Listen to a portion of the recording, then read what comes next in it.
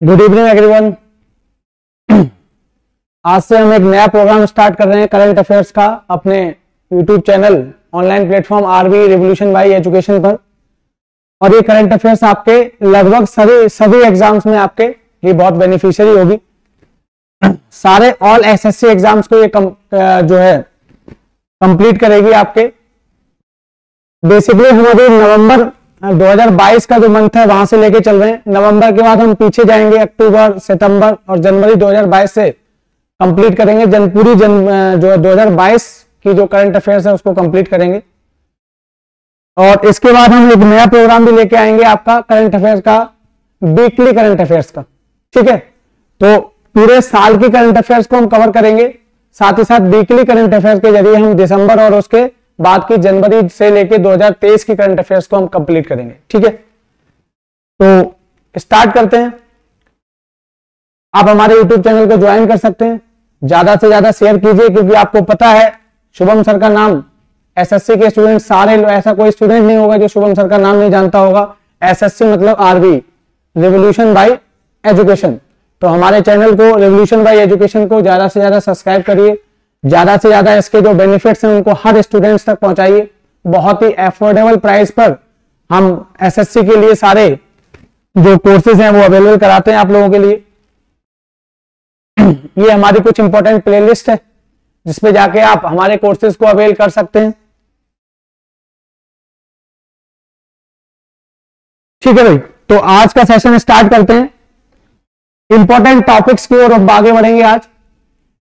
देखिए, current affairs को पढ़ाने का जो तरीका है, आजकल आपके लिए हर जगह करंट अफेयर्स अवेलेबल है, लेकिन आजकल क्या है, आपने देखा होगा एसएससी एग्जाम्स में वन लाइनर करंट अफेयर्स को पढ़ाया जाता है। करंट अफेयर्स का मतलब केवल करंट अफेयर्स नहीं होता है। करंट अफेयर्स का मतलब होता है करंट के अब जो फैक्ट्स हैं उनको स्टैटिक जीके से जोड़ना। तो बेसिकली आज हम जो भी पढ़ेंगे उसको हम करंट के जो भी फैक्ट्स होंगे, जो करंट में मुद्दे चल रहे होंगे, उसको डिस्कस करेंगे और उनको हम अपने जीके जो स्टेटस जीके का, जो स्टेटिक जीके का पार्ट है, चाहे वो पॉलिटी हो, एनवायरमेंट हो, इकोनॉमी हो, ठीक है, कोई हिस्टोरिकल इवेंट हो रहा है उसका कोई हिस्टोरिकल फैक्ट हो, ज्योग्राफिकल फैक्ट हो, उस सब से कनेक्ट करके क्वेश्चंस को आइडेंटिफाई करने की कोशिश करेंगे। क्योंकि आप जितने भी एग्जाम्स, चाहे वो एसएससी के एग्जाम्स हो, चाहे आईएएस का एग्जाम्स हो, चाहे पीसीएस के एग्जाम्स हो, आप देखोगे ज्यादातर जीएस के क्वेश्चंस आपको स्टैटिक जीके के वही मिलेंगे जो करंट में चर्चा का विषय रहे होते हैं। तो ये एक स्ट्रेटजी होती है करंट को पढ़ने की। आप करंट से अपडेट रहें, न्यूज़पेपर से अपडेट रहें और वो सारे फैक्ट्स को अपने स्टैटिक जीके से कंप्लीट करें। उसी बेस पर, उसी को बेस बना के हम आपको करंट अफेयर्स का अपना प्रोग्राम शुरू कर रहे हैं। आप देखोगे इसमें सारे इंपॉर्टेंट इश्यूज को with current and static GK हम कंप्लीट करेंगे। इसमें आपका polity, history, geography, economy, science, technology सारा कुछ आएगा जो भी मुद्दा आपका चर्चा में रहेगा। तो आपने अभी देखा होगा, पहला चल रहा है बहुत इंपॉर्टेंट, आपने देखा होगा इस समय बहुत इंपॉर्टेंट मुद्दा चल रहा है कोलेजियम सिस्टम वर्सेस गवर्नमेंट। इस समय कोलेजियम सिस्टम और गवर्नमेंट के बीच में थोड़ा टसल देखने को मिल रहा है। तो आपसे क्वेश्चन पूछेगा कोलेजियम सिस्टम क्या है। तो कोलेजियम व्यवस्था जो है, कोलेजियम जो व्यवस्था है, जो सिस्टम है, आपका आंसर क्या होगा भाई? कोलेजियम सिस्टम क्या होगा? अपॉइंटमेंट ऑफ जजेज इन हाई कोर्ट और सुप्रीम कोर्ट। आंसर क्या होगा? आपसे क्वेश्चन पूछेगा, चाहे वो एसएससी के मेंस के एग्जाम में पूछे या प्रीलिम्स के। देखिए, है करंट अफेयर का इशू, मैं यही आपको समझाने की कोशिश कर रहा हूं। मुद्दा करंट अफेयर्स का, लेकिन देखेंगे हम कितनी अच्छे तरीके से आज करंट अफेयर के इशू से, ना सिर्फ करंट अफेयर्स बल्कि स्टैटिक जीके में ये पॉलिटी का जो पोर्शन है, जुडिशियल सिस्टम में, हमारे न्यायिक व्यवस्था में, उसको हम कंप्लीट करेंगे। क्लियर? तो कोलेजियम सिस्टम पूछेगा किससे रिलेटेड है, तो आप आंसर दोगे कोलेजियम व्यवस्था क्या है? हाई कोर्ट और सुप्रीम कोर्ट में जजेस के अपॉइंटमेंट से संबंधित है, नियुक्ति से संबंधित है। ओके भाई, क्लियर है? तो एक स्टैटिक जीके का क्वेश्चन आपका हो जाएगा, कोलेजियम सिस्टम, कोलेजियम व्यवस्था किससे संबंधित है। अब अगर हम पॉलिटी में जाएं तो पॉलिटी का जो आर्टिकल 124 है, आर्टिकल 124। क्लियर है? ये आर्टिकल जो 124 है वो क्या बोलता है आपसे? आर्टिकल 124 ये प्रोविजन करता है इंडियन कॉन्स्टिट्यूशन में कि सुप्रीम कोर्ट में जजेस का अपॉइंटमेंट कौन करेगा और कैसे करेगा। तो देखो आर्टिकल 124 यहां से क्लियर होगा आपका। आर्टिकल 124 क्या कहता है कि सुप्रीम कोर्ट में जजेस का अपॉइंटमेंट प्रेसिडेंट ऑफ इंडिया करेंगे। कौन करेगा? प्रेसिडेंट ऑफ इंडिया करेंगे। किसकी एडवाइस पर? चीफ जस्टिस ऑफ इंडिया की एडवाइस पर। क्लियर है? तो आर्टिकल 124 क्या कह रहा है? Article 124 of Indian constitution supreme court में जजेस का अपॉइंटमेंट के प्रोविजन करता है, प्रावधान करता है। तो ये कहता है कि president of India, CJI, chief justice of India, Bharat के मुख्य न्यायाधीश की एडवाइस पर सुप्रीम कोर्ट में जजेस का अपॉइंटमेंट करेंगे। लेकिन यहां पे एक पॉइंट छोड़ दिया हमारे कॉन्स्टिट्यूशनल में, जो कॉन्स्टिट्यूशन मेकर्स थे, हमारे संविधान निर्माता थे, उन्होंने ऐसा कोई क्लैरिफिकेशन यहां पे नहीं दिया कि जो CGI, chief justice of India की जो एडवाइस होगी वो मैंडेटरी होगी प्रेसिडेंट ऑफ इंडिया को या एडवाइजरी होगी, सलाहकारी होगी। मतलब सीजीआई की जो एडवाइस होगी वो बाध्यता है, बाध्यकारी है प्रेसिडेंट ऑफ इंडिया, राष्ट्रपति माने या नहीं माने। क्लियर है? ये मुद्दा है।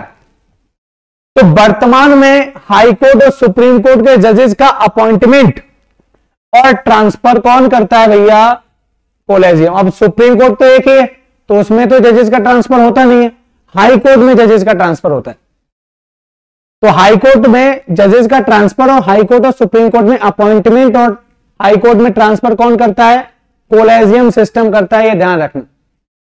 अब ये मुद्दा हो गया। अब देखो इससे क्या क्वेश्चन बन सकता है। मैं एक स्लाइड ऐड करता हूं कोलेजियम सिस्टम के बारे में। देखिए आर्टिकल 124 था। क्लियर है? आर्टिकल 124 क्या कहता है? सुप्रीम कोर्ट में जजेस का अपॉइंटमेंट। ठीक है भाई? नियुक्ति। क्लियर है?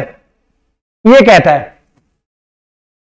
अब अगर बात करूं मैं, हमारा संविधान 26 जनवरी 1950 को लागू हुआ और बात करूं कब तक? 1993 तक। इस टाइम पीरियड के बीच अगर मैं बात करूं तो सुप्रीम कोर्ट और हाई कोर्ट में जो जजेस का अपॉइंटमेंट होता था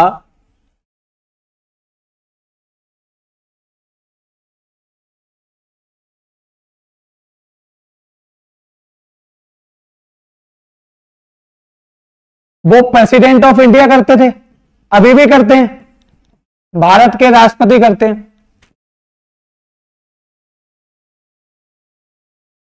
क्लियर है? लेकिन किस पे करते हैं आपको पता है, मैं लिख चुका हूं, ऑन द एडवाइस ऑफ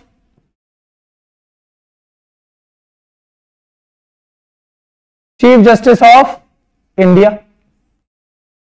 ये सुप्रीम कोर्ट के लिए आर्टिकल 124।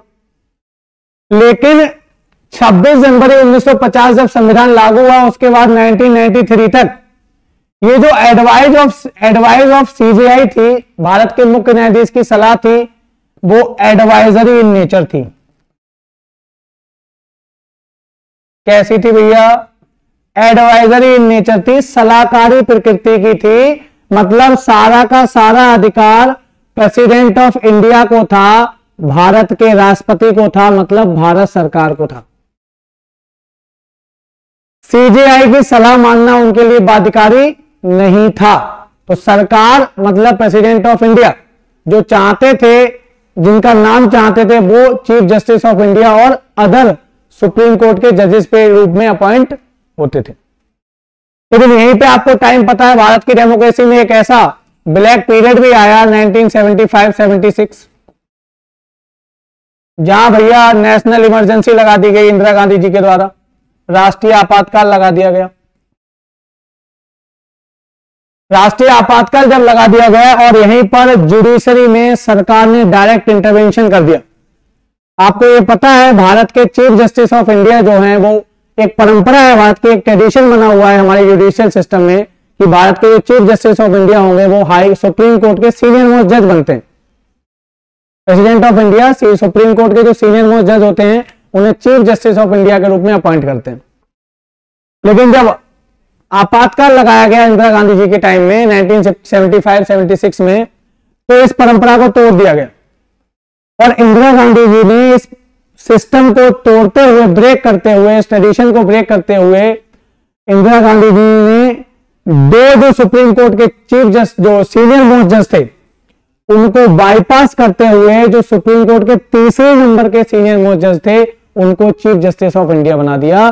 इसीलिए इमरजेंसी को भारत के डेमोक्रेसी का तो ब्लैक पीरियड कहा ही जाता है, जुडिशियल सिस्टम का भी ब्लैक पीरियड, काला काल कहा जाता है।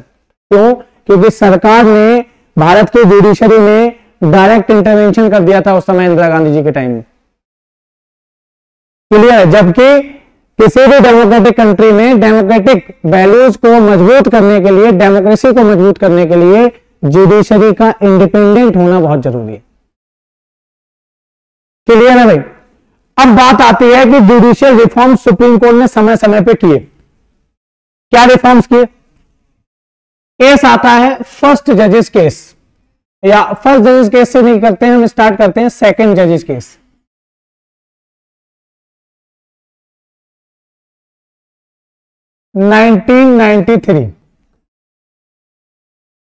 सेकंड जजेस केस में सुप्रीम कोर्ट ने कोलेजियम व्यवस्था को, कोलेजियम सिस्टम को इंट्रोड्यूस किया।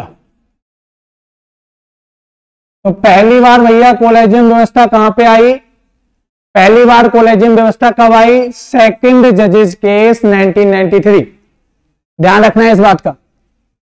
कोलेजियम की व्यवस्था हमारे कॉन्स्टिट्यूशन में नहीं है, ना कोई कानून बना है। कोलेजियम की व्यवस्था हमारे supreme court, honourable supreme court के डिसीजन के बाद एस्टेब्लिश हुई है।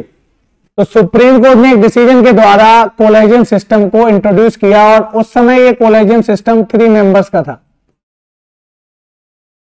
3 सदस्यों का था, जिसमें चीफ जस्टिस ऑफ इंडिया होते थे और उनके बाद उनके 2 सीनियर मोस्ट जज ऑफ सुप्रीम कोर्ट होते थे।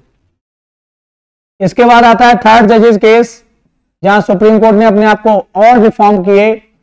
थर्ड जजेस केस में 1998, और इसके द्वारा कोलेजियम सिस्टम को क्या कर दिया गया कि जो कोलेजियम था इसको बढ़ा के कितना कर दिया गया?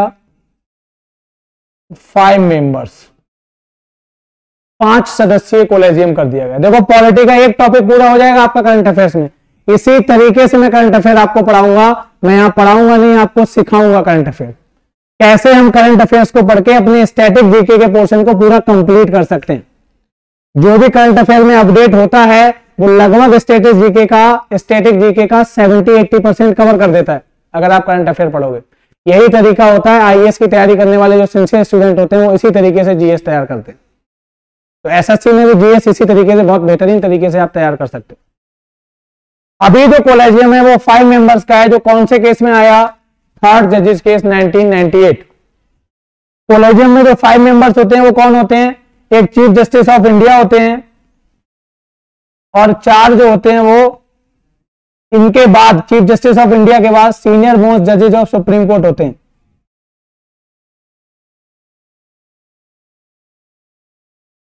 ये 5 लोग मिलके क्या करते हैं? सुप्रीम कोर्ट में जजेस का अपॉइंटमेंट करते हैं। हाई कोर्ट में जजेस के अपॉइंटमेंट के लिए कोलेजियम 3 मेंबर्स का हो जाता है, chief justice of India, clear है, सुप्रीम कोर्ट के एक जज दूसरे हो गए, और तीसरे हैं कंसर्न्ड हाई कोर्ट के चीफ जस्टिस, जिस हाई कोर्ट में अपॉइंटमेंट होना है उसके चीफ जस्टिस, मुख्य न्यायाधीश, क्लियर है। तो अभी की जो व्यवस्था है वो क्या है भैया? अभी की व्यवस्था है ये जो 5 मेंबर्स का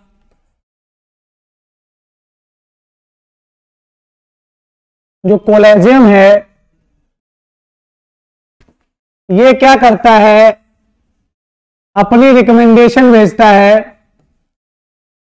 अपनी सिफारिशें किसको भेजता है?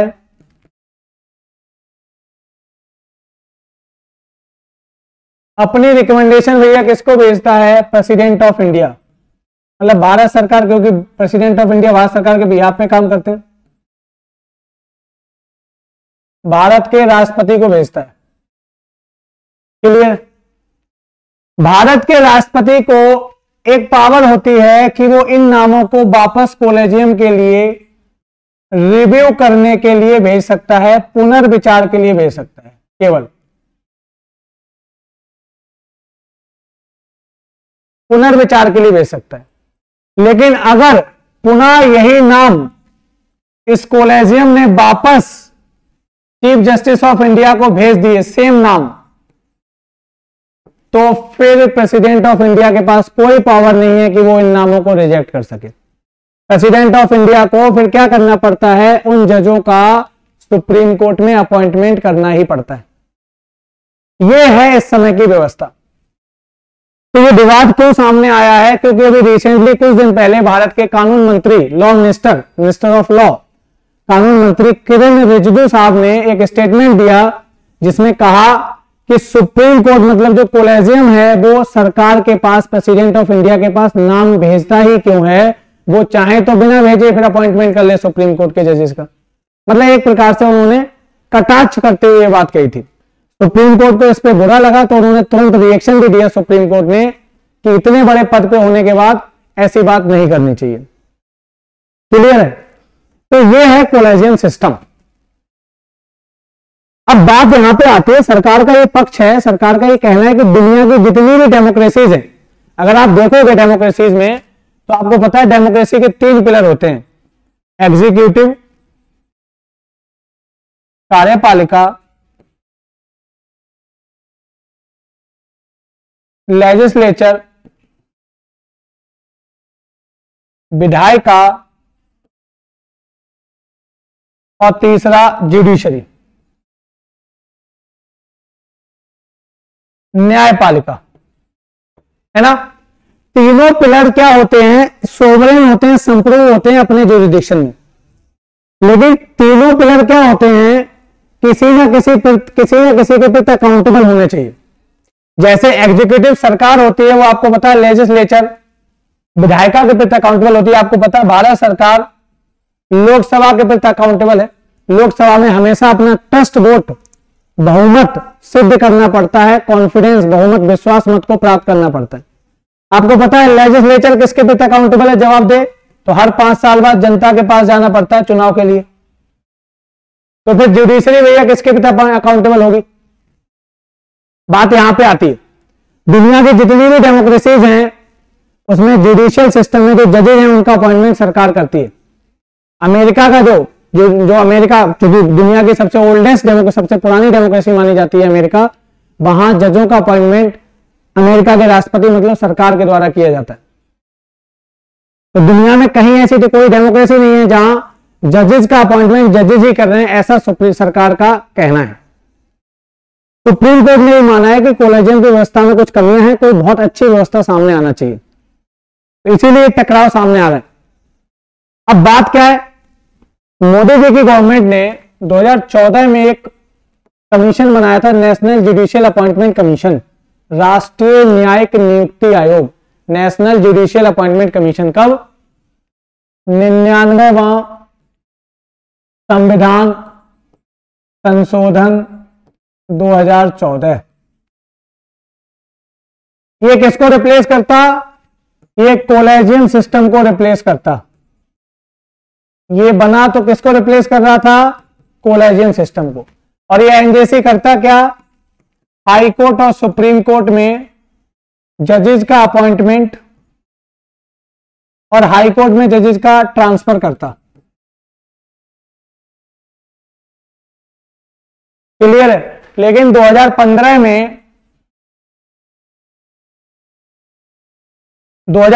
में सुप्रीम कोर्ट ने इसे क्या कर दिया? अनकॉन्स्टिट्यूशनल घोषित कर दिया,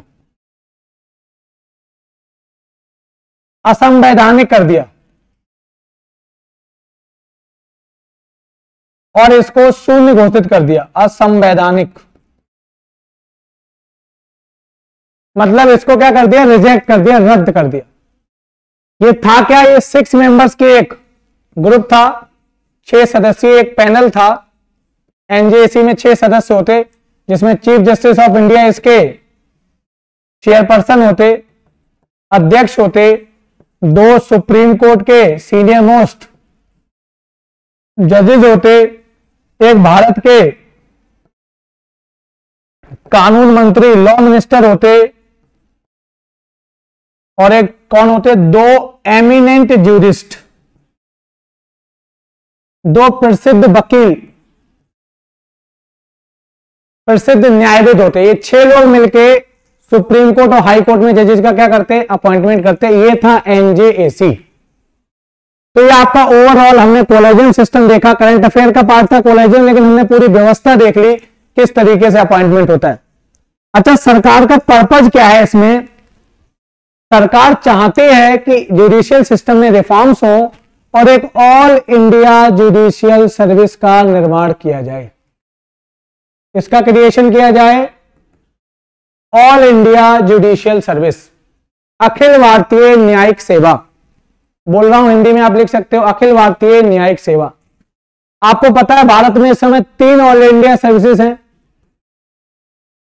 ऑल इंडिया सर्विसेज 3 है, आपको पता है, IAS, IPS, Indian police service, Indian administrative service, और IFoS, Indian forest service. Bharat सरकार चाहती है जुडिशरी के लिए भी एक ऑल इंडिया जुडिशियल सर्विस हो जाए, और किसी भी नई ऑल इंडिया सर्विस को बनाने के लिए जो आर्टिकल है वो है आर्टिकल 312। आपसे क्वेश्चन पूछ सकता है पॉलिटी में। आर्टिकल 312 क्या कहता है कि Rajya Sabha has the power to create a new all India service. Article 312 भैया क्या कहता है, राज्यसभा को यह पावर है कि वो स्पेशल मेजोरिटी से, अगर विशेष बहुमत से एक प्रस्ताव पास कर दे तो वो एक नई ऑल इंडिया सर्विस को बना सकती है। ध्यान रखना, भारत में राज्यसभा के पास ही केवल ये पावर होती है कि वो क्या बना सकती है, एक नई ऑल इंडिया सर्विस बना सकती है। क्लियर है भाई? कौन सा आर्टिकल? आर्टिकल 312। तो क्वेश्चन पूछेगा पॉलिटी में, भारत में किस आर्टिकल के अंतर्गत किसको ऑल इंडिया सर्विस को क्रिएट करने की पावर है? तो आर्टिकल 312 के अंतर्गत इसको राज्यसभा को किसी भी समय स्पेशल मेजोरिटी, विशेष बहुमत से प्रस्ताव पास करके, 2/3 बहुमत है ना, आपने सुना होगा सिंपल मेजोरिटी, स्पेशल मेजोरिटी, 2/3 बहुमत से प्रस्ताव पास करके वो किसी भी समय ऑल इंडिया सर्विस को बना सकती। तो होगा क्या, यूपीएससी क्या करेगी, सुप्रीम कोर्ट की मॉनिटरिंग में यूपीएससी क्या कराएगी, ऑल इंडिया सर्विस का, जुडिशियल सर्विस का एग्जाम कराएगी आईएएस की तरह, और जजेस का अपॉइंटमेंट होगा। जजेस 2 है, आईएएस की तरह, all India service IAS IPS की तरह अपॉइंट होंगे, लोअर कोर्ट, सेशन और डिस्ट्रिक्ट कोर्ट में अपॉइंट होंगे, और प्रमोशन के द्वारा मेरिट के आधार पर प्रमोशन प्राप्त करते हुए आगे बढ़ते हुए सुप्रीम कोर्ट और हाई कोर्ट तक, हाई कोर्ट और सुप्रीम कोर्ट तक पहुंचेंगे। तो सरकार ये व्यवस्था चाहती। क्लियर है भाई? बोलो भाई। तो देखो, हमने पढ़ा क्या, कोलेजियम सिस्टम, और कोलेजियम सिस्टम के जरिए हमने क्या देख लिया, हमने इतनी सारी व्यवस्थाएं देख ली, हमने इतनी सारी पॉलिटी के क्वेश्चन जो आपसे पूछ सकते हैं करंट अफेयर्स में, उसकी चर्चा कर ली। तो पहला टॉपिक हमारा क्लियर है। आई थिंक कि आपका बहुत क्लैरिटी के साथ करंट अफेयर का पोर्शन और स्टैटिक का पोर्शन क्लियर हो गया होगा। इसी तरीके से हम पढ़ेंगे जिससे आपको एकदम कॉन्सेप्ट क्लियर हो सके, आपको सारे सब्जेक्ट की नॉलेज मिल जाएगी, क्या होता है क्या नहीं होता है, चाहे वो हिस्ट्री हो, ज्योग्राफी हो, पॉलिटी हो, इकोनॉमी हो, साइंस हो, और आप करंट अफेयर्स को भी पूरा कर पाओगे। दूसरा टॉपिक क्या है भैया? दूसरा टॉपिक है, आपको पता है, शर्म अल शेख। इजिप्ट का एक शहर है जिसका नाम है शर्म अल शेख। इजिप्ट का एक शहर है जिसका नाम क्या है बच्चों? शर्म अल शेख। कहां पे है? इजिप्ट में है। और यहां पर अभी यूनाइटेड नेशन फ्रेमवर्क कन्वेंशन की COP 27 का आयोजन किया गया है। COP 27 का मतलब होता है भैया conference of parties, conference of parties. अरे भैया बोलो, कॉन्फ्रेंस ऑफ पार्टीज मतलब जितने भी इसके मेंबर हैं उन सबका सम्मेलन, उसको कहते हैं सीओपी। कभी आपसे एसएससी बेसिक क्वेश्चन में यह भी पूछ सकता है सीओपी की फुल फॉर्म क्या होती है, कॉन्फ्रेंस ऑफ पार्टीज होती है। जितने भी मेंबर्स हैं वो सब इकट्ठे होते हैं, मीटिंग करते हैं, उसको कॉप कहते हैं। तो United Nation framework convention on climate change की कॉप 27 का आयोजन किया गया है। क्लियर है? देखते हैं क्या है।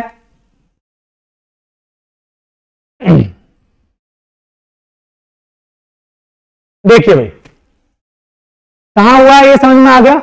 शर्म अल शेख में हुआ है, इजिप्ट का एक शहर है। इजिप्ट आप देखोगे मैप पर तो इजिप्ट जो है अफ्रीका का पार्ट है, और इजिप्ट के साइड में बिल्कुल जो है एक पेनिनसुलर है, सिनाई पेनिनसुलर। कौन सा पेनिनसुलर भैया? सिनाई पेनिनसुलर, सिनाई प्रायद्वीप। इस सिनाई प्रायद्वीप जो है वो एशिया को अफ्रीका से जोड़ता है। आप देखोगे मैप तो एशिया को अफ्रीका से जोड़ने वाला जो पार्ट है उसको कहते हैं सिनाई पेनिनसुलर। देखिए आप ज्योग्राफी में एक पॉइंट आपको पता चल गया। आप मैप देखोगे, ग्लोबल मैप देखोगे तो आप देखोगे एक तरफ एशिया होगा, दूसरी तरफ अफ्रीका होगा, और बीच में जो पार्ट होगा दोनों के वो सिनाई पेनिनसुलर बोला जाता है। एशिया को अफ्रीका से जोड़ने वाला एक ब्रिज है, पूरा लैंड का एक टुकड़ा है बहुत बड़ा, जो इजिप्ट में आता है, मिस्र में आता है। सुना होगा आपने सुएज कैनाल, सुएज नहर, जो रेड सी को, लाल सागर को भूमध्य सागर से जोड़ती है, इजिप्ट में। तो सिनाई पेनिनसुलर के जो ईस्ट है, जो एशिया का साइड है, उधर आप देखोगे इजराइल है, और एक तरफ सऊदी अरब से बॉर्डर लगता है और दूसरी तरफ इजराइल, और अफ्रीका के साइड आप क्या है, इजिप्ट। तो वो है सिनाई पेनिनसुलर। ये भी क्वेश्चन कई बार पूछा गया है आईएएस के एग्जाम में भी और पीसीएस और एसएससी के एग्जाम में भी। सिनाई पेनिनसुलर किन दो कॉन्टिनेंट्स को, किन दो महाद्वीपों को जोड़ता है, अफ्रीका को और एशिया को। तो देखो ज्योग्राफी का एक क्वेश्चन यहां से क्लियर हो गया। क्लियर है? अब ये UNFCCC है क्या? देखो भाई, नाम है यूनाइटेड नेशन फ्रेमवर्क। अच्छा यहां पे लिखा हुआ है तो मैं यहीं पे डिस्कस कर देता हूं। United Nation framework convention on climate change. तो होता क्या है, 1992 में रियो अर्थ समिट होती है, रियो पृथ्वी सम्मेलन। और आपको पता है रियो शहर ब्राजील में है जिसका पूरा नाम है रियो डी जेनेरियो। ये रियो अर्थ समिट बहुत बड़ी समिट है जिसको पृथ्वी सम्मेलन कहा जाता है, अर्थ समिट्स कहा जाता है। पूरी दुनिया में सस्टेनेबल एंड इंक्लूसिव डेवलपमेंट को प्रमोट करने के लिए दुनिया इकट्ठा हुई थी। कहां? ब्राजील के शहर रियो में। उसको रियो पृथ्वी सम्मेलन कहा जाता है। क्या कहा जाता है? रियो पृथ्वी सम्मेलन। अब यहां पे इकोलॉजी के पार्ट से हम डिस्कस कर लेते हैं। मैंने बोला सारे सब्जेक्ट में आपको लेके चलूंगा, सारे कॉन्सेप्ट्स को। रियो पृथ्वी सम्मेलन में 3 कन्वेंशंस को एडॉप्ट किया गया।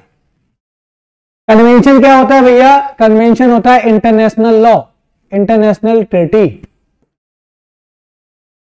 क्या होता है भैया? इंटरनेशनल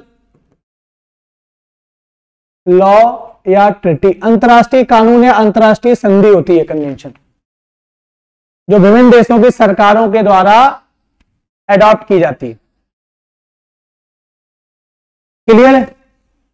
कन्वेंशन क्या होता है? इंटरनेशनल लॉ या इंटरनेशनल ट्रीटी। तो आपसे अगर क्वेश्चन पूछेगा कि रियो डी जेनेरियो, जो रियो अर्थ समिट थी ब्राजील में हुई, वहां 3 कन्वेंशन कौन कौन से एडॉप्ट किए गए? देखो, United Nation framework convention on climate change, United nation convention on biodiversity, और UNCCD, United nation convention to combat, to counter नहीं है यहां पे, काउंटर लिख सकते हो या कॉम्बैट लिख सकते हो, टू कॉम्बैट डेजर्टिफिकेशन। देखो इसका पर्पस क्या था? दुनिया इकट्ठी हुई इसके लिए, ऑन क्लाइमेट चेंज, जलवायु परिवर्तन को रोकने के लिए जो अंतरराष्ट्रीय अभिसमय है, कन्वेंशन है, किसको रोकने के लिए? जलवायु परिवर्तन के लिए। ये कन्वेंशन दुनिया में बायोडाइवर्सिटी को, जैव विविधता को कंजर्व करने के लिए, संरक्षित करने के लिए जैव विविधता मतलब फ्लोरा एंड फौना, पेड़ पौधे और जीव जंतु, उनको बढ़ावा देना, उनको प्रमोट करना, उनको कंजर्व करना, संरक्षित करना। तीसरा UNCCD, United nation convention on to counter या टू कॉम्बैट डेजर्टिफिकेशन, जो बढ़ता हुआ मरुस्थलीकरण है। क्या है मेरे बच्चों? बढ़ता हुआ मरुस्थलीकरण। क्या है भैया? बढ़ता हुआ मरुस्थलीकरण। इसको क्या करना है? कॉम्बैट करना है, रोकना है। जो दुनिया में सॉइल इरोजन बढ़ रहा है, मृदा अपरदन बढ़ रहा है, जिससे मृदा क्या हो रही है? वैरन होती जा रही है, अनुर्वर होती जा रही है, ठीक है, मृदा क्षरित होती जा रही है, डिग्रेड हो रही है, जिससे मरुस्थलीय भूमि में कन्वर्ट हो रही है, वो डेजर्ट में कन्वर्ट हो रही है। इसको रोकना है, क्योंकि सॉइल बहुत इंपॉर्टेंट है भोजन के लिए। तो ये 3 कन्वेंशंस को साइन किया गया, जिसमें UNCCC जो था, UNFCCC कब लागू हुआ? 1994 में। क्लियर है? तो ये है United Nation framework convention on climate change. इस COP27 जो यहां पे कहां पे, शर्म अल शेख, इसमें एक फंड की स्थापना की गई है, लॉस एंड डैमेज फंड। हानि और जो है डैमेज, लॉस एंड हानि और शांति कोष की स्थापना की गई है। शांति नहीं होगा यहां पे, लॉस एंड डैमेज को क्या कहेंगे? हानि को कहेंगे डैमेज, और घाटे की मतलब हानि और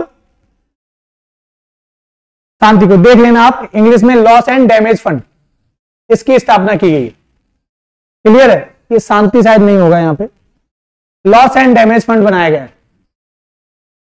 ये फंड है, ये थोड़ा प्रिंटिंग एरर हो गई है, लॉस एंड डैमेज फंड, इसको बनाया गया है। ये है क्या, मैं बता देता हूं।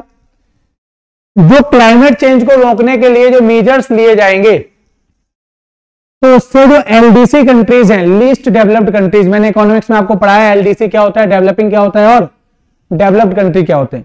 तो डेवलपिंग विकासशील देश और LDC जो गरीब देश है, लीस्ट डेवलप्ड कंट्री, अल्प विकसित देश, इनमें जो नुकसान होगा, उनके डेवलपमेंट के प्रोसेस में जो रुकावट पैदा होगी, उससे जो उन्हें नुकसान होगा, उसकी भरपाई के लिए पैसा दिया जाएगा। इसीलिए बनाया गया लॉस एंड डैमेज फंड। अब बात यहां पे आती है, आपने सुना होगा, यहां पे मैं आपको बताता हूं, COP21 सुना होगा आपने, बहुत फेमस है, और इसमें अडॉप्ट किया था दुनिया ने पेरिस क्लाइमेट डील को।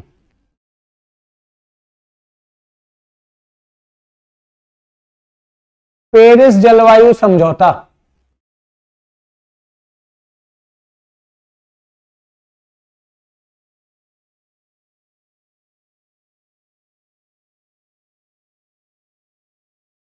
इसको अडॉप्ट किया था, पेरिस जलवायु समझौते को अडॉप्ट किया था। तो क्वेश्चन पूछ सकता है, COP21 कहां हुई थी? पेरिस, फ्रांस की राजधानी पेरिस में हुई थी, और इसमें क्या अडॉप्ट किया गया था? पेरिस जलवायु समझौते को अडॉप्ट किया गया था। इसने किसकी जगह ली थी? तो इसने ली थी क्योटो प्रोटोकॉल की जगह ली थी। क्योटो प्रोटोकॉल को अपनाया गया था। तो पेरिस जलवायु समझौता और क्योटो प्रोटोकॉल किससे संबंधित हैं? ये 1997 में अडॉप्ट किया गया था क्योटो प्रोटोकॉल, और COP21 कब हुई? 2015। ध्यान रखना है, किसकी समिट है ये? आपको पता है, UNFCCC, United Nation framework convention on climate change. इसकी COP21 कब हुई थी? 2015 में। कहां हुई थी? पेरिस में, जहां पे अपनाया गया था पेरिस जलवायु समझौता। बहुत इंपॉर्टेंट क्लाइमेट डील है ये। और किसकी जगह ली थी? क्योटो प्रोटोकॉल, जो कब अपनाया गया था? 1997 में। इन सबका पर्पज क्या है?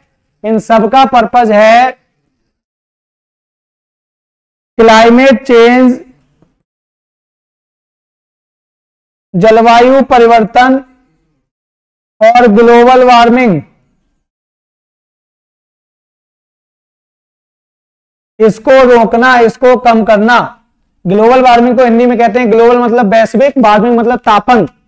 तो रटना नहीं, ग्लोबल वार्मिंग का मतलब पृथ्वी गर्म हो रही है, ग्लोबल टेम्परेचर बढ़ जाए। पृथ्वी का एवरेज टेम्परेचर बढ़ने से ग्लेशियर्स मेल्ट हो रहे हैं, समुद्र का जल स्तर बढ़ रहा है। तो जो कोस्टल रीजन्स में जो सिटीज हैं या जो आइलैंड कंट्रीज हैं वो डूब सकते हैं फ्यूचर में, ठीक है। और ग्लेशियर्स सबसे बड़े सोर्स हैं फ्रेश वाटर के, जो हम पीते हैं, मीठा जल के। ग्लेशियर्स मेल्ट हो जाएंगे तो पानी पीने का कहां रहेगा फिर। और इसकी वजह से जब पृथ्वी का जो एवरेज टेम्परेचर है, औसत तापमान है, वो बढ़ रहा है, उससे जलवायु परिवर्तन देखने को मिल रहा है, क्लाइमेट चेंज देखने को मिल रहा है।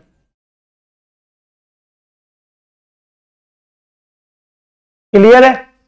तो इन सबका पर्पज, UNFCCC का purpose, Paris climate deal, Kyoto protocol का पर्पज, ये सब किसके अंतर्गत अपनाए गए हैं? UNFCCC के अंतर्गत। इसी की तो मीटिंग होती है कॉप। इसका पर्पज है क्लाइमेट चेंज और ग्लोबल वार्मिंग को कम करना। और इसको कम करना है तो क्या करना पड़ेगा?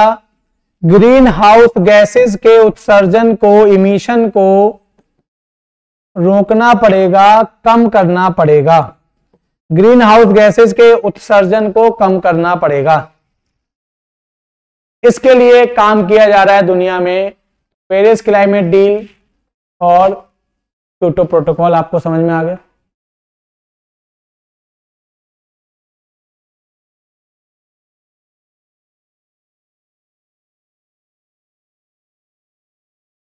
क्लियर है भाई। तो देखो, हमने फैक्ट था COP27 कहां हुई, और उससे हमने Rio Earth Summit, United Nation framework convention on climate change, United nation convention on biodiversity, United nation convention to combat desertification, ये तीनों देख लिए। इसके अलावा COP21 कहां हुई? पेरिस क्लाइमेट डील के अंतर्गत। COP21 फ्रांस में हुई थी 2015 में, जिसमें पेरिस क्लाइमेट डील को अडॉप्ट किया गया। इसने किसको रिप्लेस किया? क्योटो प्रोटोकॉल को रिप्लेस किया, जो कब अडॉप्ट किया गया था? 1997 में। होता क्या है, इसको सबका पर्पज है क्लाइमेट चेंज और ग्लोबल वार्मिंग को काउंटर करना, जलवायु परिवर्तन को काउंटर करना, वैश्विक तापन को काउंटर करना, मतलब ग्रीन हाउस गैसेस के उत्सर्जन में कटौती करना, कम करना। अब एक और ज्योग्राफी का एक कॉन्सेप्ट आपको समझा देता हूं इसी में मैं। एक होता है, आपने सुना होगा, ग्रीन हाउस गैसेस का जो इफेक्ट होता है उसको कहते हैं ग्रीन हाउस इफेक्ट, हरित गृह प्रभाव।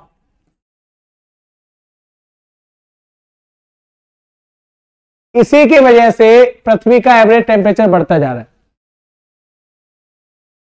क्लियर है क्या? ये देखो, आपको पता है जो सन से रेडिएशन आता है वो एक शॉर्ट वेव रेडिएशन होता है, लघु तरंग विकिरण होता है। आपको पता है, अगर आपने पढ़ा हो 12th में, E=hc/λ, तो जो एनर्जी होती है वो तरंग दैर्ध्य के इनवर्सली प्रोपोर्शनल होती है। शॉर्ट वेव रेडिएशन मतलब लघु तरंग दैर्ध्य वाला विकिरण, जिसकी लैम्डा क्या है? कम है, तो उसकी एनर्जी इंटेंसिटी बहुत ज्यादा होती है। ऐसे विकिरण की भेद्यता बहुत ज्यादा होती है, उसमें ऊर्जा बहुत ज्यादा होती है। तो सारे बैरियर्स को पार करते हुए ये कहां आ जाता है? अर्थ की सरफेस पर आ जाता है। आ गया। अब अर्थ की सरफेस के द्वारा क्या किया गया? बहुत सारा एब्जॉर्प्शन किया गया, इस एनर्जी को एब्जॉर्ब किया गया। तो यहां से जब ये काउंटर होके रिफ्लेक्ट होता है, वापस जाता है, तो चूंकि एनर्जी को रिलीज कर चुका है पृथ्वी की अर्थ की सरफेस पर, तो एनर्जी को रिलीज करने की वजह से ये क्या हो जाता है? लॉन्ग वेव रेडिएशन में कन्वर्ट हो जाता है, दीर्घ तरंग दैर्ध्य विकिरण में कन्वर्ट हो जाता है, जिसका लैम्डा क्या है? ज्यादा है। तो इसकी एनर्जी और इंटेंसिटी क्या हो जाती है?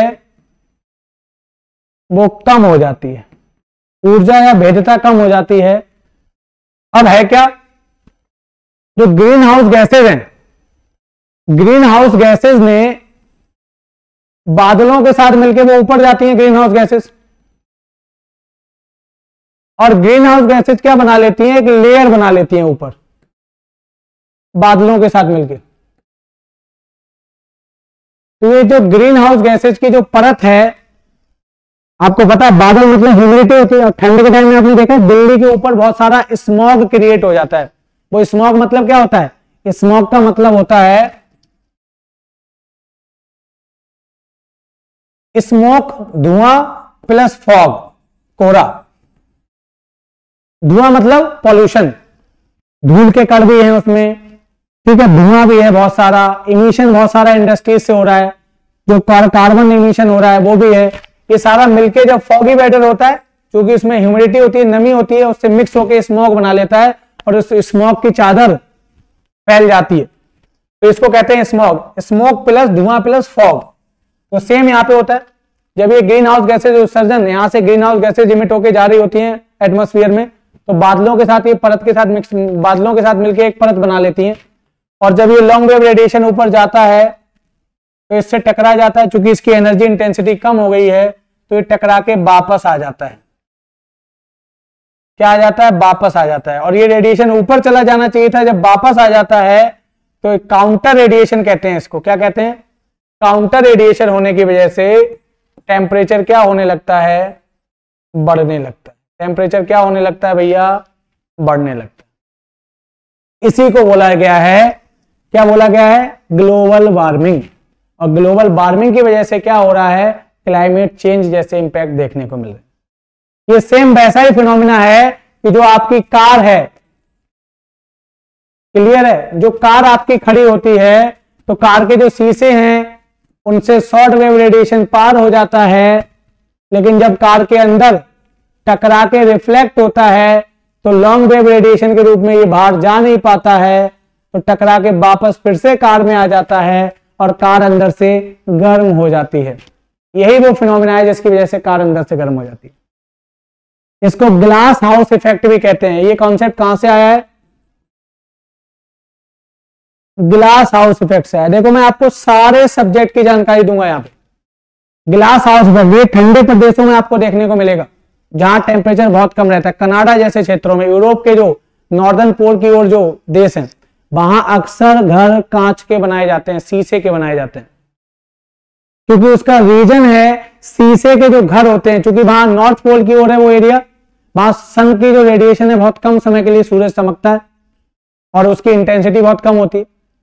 तो दिन में जब सूरज चमक रहा होता है बहुत कम समय के लिए, तो शीशे के जब घर होंगे तो शॉर्ट वेव रेडिएशन सन से आ जाएगा शीशे के अंदर, क्योंकि उसकी लेंथ वेवलेंथ क्या कम है, इसीलिए इंटेंसिटी एनर्जी ज्यादा है, पार कर जाएगा। लेकिन घर के अंदर जब टकराएगा घर की सरफेस से तो एनर्जी को रिलीज करेगा, एब्जॉर्प्शन हो जाएगा, एनर्जी का एब्जॉर्ब हो जाएगी, तो वापस जब लौटेगा तो लॉन्ग वेव रेडिएशन में कन्वर्ट हो चुका होगा, एनर्जी इंटेंसिटी कम हो चुकी होगी, तो टकरा के शीशों से फिर से घर के अंदर ही लौट जाएगा, काउंटर रेडिएशन हो जाएगा, इससे घर अंदर से गर्म बना रहेगा। हरियाणा पंजाब की ओर जाओगे तो किसान अपने खेत को ढक के पॉली फार्मिंग करते हैं, पॉली बैग से ढक देते हैं पूरे किसान, अब खेत को चारों तरफ से ढक दिया, वो यही कॉन्सेप्ट होता है। शॉर्ट वेव रेडिएशन आता है, उसको पार करके अंदर आ जाता है खेत के, लेकिन जब टकरा के वापस जाता है तो जा नहीं पाता है, तो अंदर का जो टेम्परेचर है उस खेत में, जो ढका हुआ खेत है पॉलीथीन से या जो भी उसने इंफ्रास्ट्रक्चर डेवलप किया किसान ने, वहां अंदर का टेम्परेचर बढ़ जाता है। टेम्परेचर बढ़ने से फोटोसिंथेसिस प्रकाश संश्लेषण का रेट बढ़ जाता है और जो फसल है उसकी प्रोडक्टिविटी उत्पादकता बढ़ जाती है, किसान का प्रोडक्शन ज्यादा होता है। ये पूरा कॉन्सेप्ट वहीं से निकला है, green house effect, glass house effect. तो मैंने आपको ग्लोबल वार्मिंग, क्लाइमेट चेंज सब कुछ इसमें समझा दिया, ज्योग्राफी, इकोलॉजी, एनवायरमेंट और इकोलॉजी का ये टॉपिक के लिए पूरा कर दिया। इसी तरीके से हम पढ़ाई करेंगे भाई। आई होप कि मजा आ रहा होगा आपको। चलो वापस आ जाते हैं।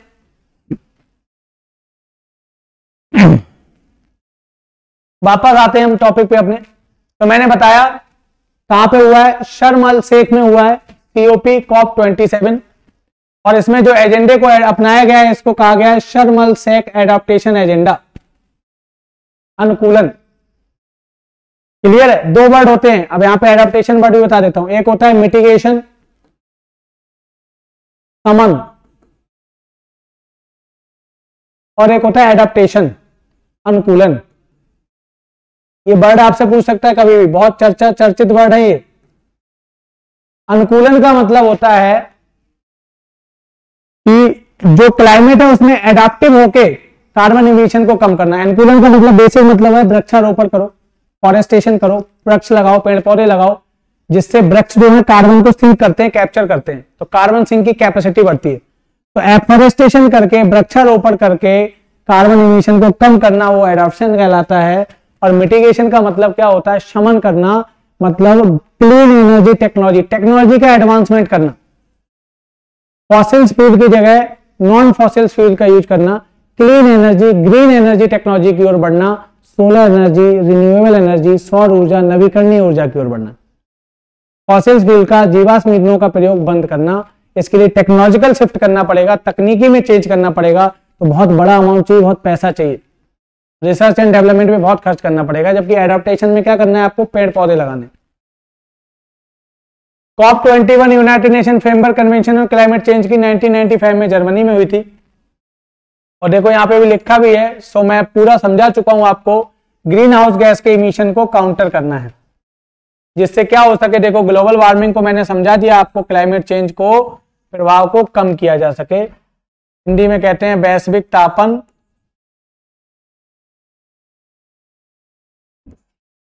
और जलवायु परिवर्तन, इसके प्रभाव को कम किया जा सके। क्लियर है भाई। नेक्स्ट टॉपिक की ओर बढ़ते हैं, जिसका नाम है G20 सम्मेलन 2022। कहां पे हुआ है, इंडोनेशिया की कैपिटल, सॉरी इंडोनेशिया के सिटी वाली में। कैपिटल तो क्या है, पहले जकार्ता थी इंडोनेशिया की कैपिटल, अब उसको शिफ्ट कर दिया गया कैलिमेंटन आइलैंड पे। किसके वजह से, देखो यहाँ पे सेम इसीलिए मैंने लिखा है क्लाइमेट चेंज, क्योंकि जकार्ता इंडोनेशिया का सबसे बड़ा शहर था और वो बहुत, उसका जो सी लेवल से उसकी हाइट है वो बहुत कम पर है। तो इंडोनेशिया के सरकार को डर था कि आने वाले 10-20 साल में कहीं ये डूब ना जाए क्लाइमेट चेंज और ग्लोबल वार्मिंग की वजह से, क्योंकि लगातार ग्लेशियर मेल्ट हो रहे हैं, ग्लेशियर पिघल रहे हैं। ग्लेशियर के पिघलने से, बर्फ पिघलने से ओशियन का जल का स्तर बढ़ता जा रहा है, समुद्रों का स्तर बढ़ता जा रहा है। क्लियर है भाई, बोलो भाई। तो G20 सम्मेलन 2022 कहां हुआ है, बाली, इंडोनेशिया के शहर बाली में हुआ है। क्लियर है। और सबसे इंपॉर्टेंट बात है, G20 सम्मेलन आपको पता है कहां हुआ है, बाली इंडोनेशिया में हुआ है। ये क्वेश्चन पूछेगा तो आपसे हो जाएगा। सबसे इंपॉर्टेंट और भारत के लिए, हर भारतीय के लिए सबसे प्राउड की, गर्व की बात यह है कि 2023 में G20 की जो चेयरमैनशिप है वो किसके हाथ में आ गई है, हमारे देश इंडिया के हाथ में है। इंडिया 2023 का G20 का अध्यक्ष है और ऐसा पहली बार हुआ है, फर्स्ट टाइम G20 का अध्यक्ष बना इंडिया। अभी G20 के बारे में हम डिस्कस करेंगे। तो G20 का रिसेंट सम्मेलन 2022 में कहां हुआ, नवंबर में बाली इंडोनेशिया में। आपने देखा होगा प्राइम मिनिस्टर साहब गए थे। तो G20 सबसे पहले बना था, तो 1999 में बना था। ये लिखा भी है, देखो G7 कंट्रीज ने बनाया था। अभी मैं G7 कंट्रीज भी आपको बताऊंगा, कोई भी ऐसा फैक्ट जो आपसे छूटेगा नहीं। बहुत सारी अदर एक्स्ट्रा इंफॉर्मेशन भी दूंगा, प्लस ये जो लिखी है वो इंफॉर्मेशन भी दूंगा। कब बना था, 1999 में। तो मोदी जी जब गए इंडोनेशिया, तो आपने देखा होगा जहां पे आप बाइडेन से मिले, तो बाइडेन का जो अमेरिकी प्रेसिडेंट बाइडेन का सैल्यूट करता हुआ, मोदी जी को सैल्यूट करते हुए उनकी फोटो वायरल हुई थी। कि भारत की बढ़ती हुई सुपर पावर, ग्लोबल पावर को दिखाता है कि दुनिया का सबसे पावरफुल देश का प्रेसिडेंट हमारे प्राइम मिनिस्टर साहब को क्या करता है, सैल्यूट करता है। क्लियर है। वहां पर आपने देखा होगा मोदी जी थे, हमारे NSA नेशनल सिक्योरिटी एडवाइजर, राष्ट्रीय सुरक्षा सलाहकार अजीत डोभाल साहब थे। हमारे external minister of external affairs Jaishankar Prasad थे, विदेश मंत्री जी जयशंकर साहब थे, जयशंकर प्रसाद कह रहा हूं, जयशंकर साहब थे। और एक और व्यक्ति थे वहां पर, आपने पीछे देखा होगा बैकग्राउंड में खड़े हुए थे, उनका नाम था अमिताभ कांत। एक पद होता है G20 में, उस पद का नाम है शेरपा। 2 ट्रैक होते हैं, एक ट्रैक होता है जिसमें RBI गवर्नर या फाइनेंस मिनिस्टर, सेंट्रल बैंक के गवर्नर या वित्त मंत्री उसमें मीटिंग करते हैं, दूसरा शेरपा ट्रैक कहते हैं। तो एक सेंट्रल बैंक या फाइनेंस मिनिस्टर का ट्रैक और दूसरा शेरपा ट्रैक। हर एक देश अपना शेरपा अपॉइंट करता है, कहां पर, G20 सम्मेलन में। हर साल होता है ये। और भारत के इस बार के शेरपा थे एक रिटायर्ड IAS ऑफिसर हैं, बहुत फेमस, जिनका नाम है अमिताभ कांत। ये क्वेश्चन भी पूछ सकता है, G20 में 2022 में भारत के शेरपा कौन थे, अमिताभ कांत इसके यहां क्या थे, शेरपा थे। क्लियर है भाई, बोलो। अमिताभ कांत। ये कौन है आपने सुना होगा, 2015 में 1 जनवरी 2015 को नीति आयोग बना, तो नीति आयोग के ये क्या रहे, नीति आयोग के सीईओ रहे, चीफ एग्जीक्यूटिव ऑफिसर रहे, मुख्य कार्यकारी अधिकारी रहे नीति आयोग के। पहले सीईओ थे जो कई सालों तक रहे, अभी इनकी जगह 2022 में शायद अप्रैल या मार्च अप्रैल 2022 में अपॉइंटमेंट हुआ है। उनका नाम है परमेश्वरम अय्यर जी। जो नए सीईओ बने नीति आयोग के, इनको रिप्लेस किया अमिताभ कांत जी को, उनका नाम है परमेश्वरम अय्यर जी। और नीति आयोग के इसी साल वाइस चेयरमैन भी चेंज हुए हैं, डॉक्टर राजीव कुमार को जो है रिप्लेस किया है, उनका नाम है डॉक्टर सुमन बेरी साहब। तो G20 में भारत के शेरपा कौन थे, अमिताभ कांत थे, जो नीति आयोग के क्या रहे हैं, एक्स सीईओ रहे हैं, नीति आयोग के पहले और एक्स सीईओ भी रहे हैं, ये पूर्व मुख्य कार्यकारी अधिकारी रहे हैं, पहले कार्यकारी अधिकारी यही थे। क्लियर है। G20 को 1990 में किसने बनाया था, G7 कंट्रीज। G7 कंट्रीज रटना नहीं है, G7 कंट्रीज को रटना बिल्कुल नहीं है, अमेरिका उनके अलाइड कंट्रीज, ठीक है। तो अमेरिका, और अगर आपने सेकेंड वर्ल्ड वॉर सुना हो तो उसमें जो जो इन्वॉल्व थे, अमेरिका को जोड़ लो, फ्रांस, ब्रिटेन, तीनों एक साइड थे, ठीक है। सामने इटली, जर्मनी और जापान, 6 हो गए, और एक जोड़ लो अमेरिका का साथ वाला देश, बिल्कुल लगा हुआ बॉर्डर जिससे टच करता है, उसका लैंड बॉर्डर शेयर करता है, जिसका नाम है कनाडा। तो G7 कंट्रीज बहुत सिंपल से हैं। कौन G7 कंट्रीज भैया कौन है, America, Canada, France, Britain, Germany, Italy, Japan. इन देशों ने, ये दुनिया की सबसे बड़ी और दुनिया की सबसे इंडस्ट्रियलाइज इकोनॉमी है, औद्योगिक अर्थव्यवस्थाएं मानी जाती हैं। उन्होंने अपने ग्रुप को बनाया था G7, बाद में इसमें रसिया शामिल हुआ तो G8 बन गया। 2014 में रसिया ने क्रीमिया पे आक्रमण कर दिया यूक्रेन के, और क्रीमिया को क्या कर लिया, कैप्चर कर लिया। तो क्योंकि रसिया उसको अपना पार्ट मानता है, तो क्रीमिया पे जब आक्रमण करके उसको कैप्चर कर लिया तो ये देश नाराज हो गए, क्योंकि यूक्रेन के सपोर्ट में है ये देश। तो इन्होंने रसिया को G8 से बाहर कर दिया, तो फिर से क्या बन गया, G7। तो पहले G7 था, रसिया इसमें शामिल हुआ तो G8 बन गया, फिर रसिया 2014 में से बाहर हो गया, फिर से क्या बन गया, G7। तो G20 को किसने बनाया 1999 में, G7 देशों ने बनाया। क्लियर है भाई। देखिए अब बात करते हैं कि G20 में क्या है, नाम ही है, रटना नहीं है। G20 का मतलब ग्रुप 20 है। ग्रुप 20 का मतलब है दुनिया की 20 सबसे बड़ी 20 टॉप इकोनॉमीज हैं, ये दुनिया की 20 सबसे बड़ी अर्थव्यवस्थाएं हैं। तो रटना बिल्कुल नहीं है। इसमें 19 देश हैं और एक यूरोपियन यूनियन है। 19 देश हैं और एक क्या है, यूरोपियन यूनियन है। देखो 19 देश, ये 19 कंट्रीज शामिल हैं और एक यूरोपियन यूनियन शामिल है। क्लियर है। यूरोपियन यूनियन आपको पता है 26 कंट्रीज हैं यूरोपियन यूनियन में लगभग, और ये दुनिया की जो ग्लोबल जीडीपी है उसका 85% इन्हीं G20 कंट्रीज में। दुनिया की टोटल जो जीडीपी है उसका 85% कौन देते हैं, ये G20 कंट्रीज देते हैं। ऑब्जेक्टिव क्या है इसका, देखो, टू प्रमोट ग्लोबल या ग्लोबल इकोनॉमिक या फाइनेंशियल स्टेबिलिटी। पूरी दुनिया में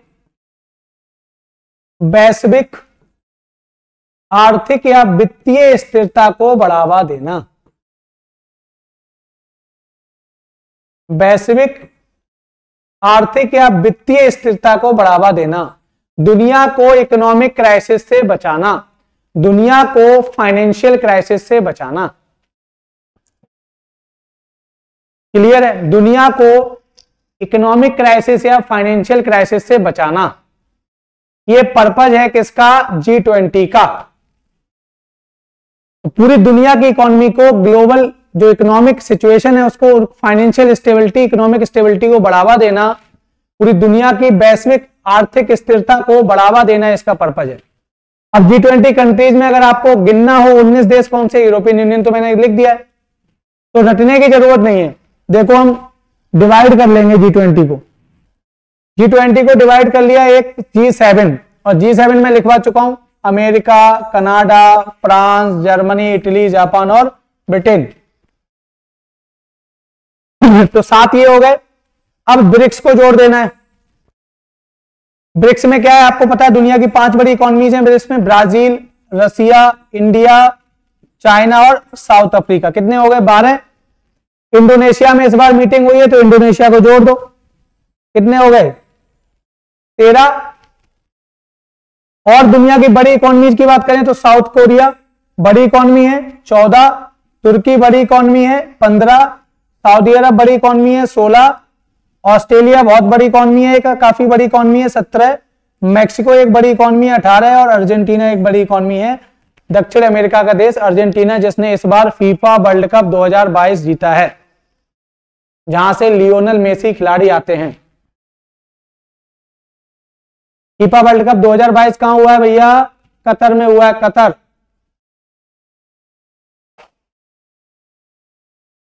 क्लियर है? अरब देशों में जो कतर आता है, कतर, कुवैत है ना, यूएई, ओमान, एक तरफ ईरान है, बहरीन, सऊदी अरब, वही ओमान, यमन। तो ये G20 कंट्रीज होगा, रटने की जरूरत नहीं है। G7 में आपको पता है, G7 बहुत सिंपल सा रटा है मैंने। 6 वो देश हैं जो सेकंड वर्ल्ड वॉर में इन्वॉल्व थे, एक तरफ अमेरिका, फ्रांस और जो है ब्रिटेन, दूसरी तरफ जापान, जर्मनी और इटली। 6 हो गए, एक कनाडा को जोड़ लो। ब्रिक्स के 5 जोड़ लो, बड़ी इकोनॉमी में सऊदी अरब और तुर्की जोड़ लो अरब देशों से, साउथ कोरिया और ऑस्ट्रेलिया जोड़ लो इधर से, इंडोनेशिया में हुआ है मैक्सिको और अर्जेंटीना जोड़ लो। अगला टॉपिक, रिसेंटली इंडिया का एफटीए हुआ है किसके साथ? मॉरिशस के साथ। इंडिया ने क्या किया भैया? एफटीए किया है किसके साथ? मॉरिशस के साथ। एफटीए का मतलब होता है फ्री ट्रेड एग्रीमेंट। अब इस पे चर्चा कर लेते हैं।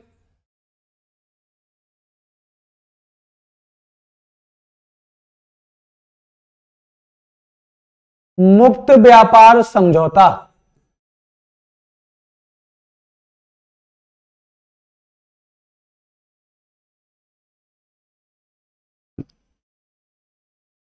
क्लियर है?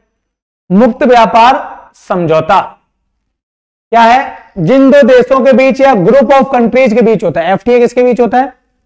मैंने आपको इकोनॉमिक्स में रीजनल ट्रेड एग्रीमेंट्स पढ़ाए, क्षेत्रीय व्यापार समझौते पढ़ाए, जिसमें सबसे इनिशियल लेवल का मैंने पढ़ाया है पीटीए, प्रीफरेंशियल ट्रेड एग्रीमेंट, अधिमानी व्यापार समझौता, अधिमान्य व्यापार समझौता। उसके बाद उसका एडवांस वर्जन पढ़ाया मैंने एफटीए, फ्री ट्रेड एग्रीमेंट, मुक्त व्यापार समझौता। उसके बाद उसका एडवांस वर्जन मैंने पढ़ाया कस्टम यूनियन, सीमा संघ।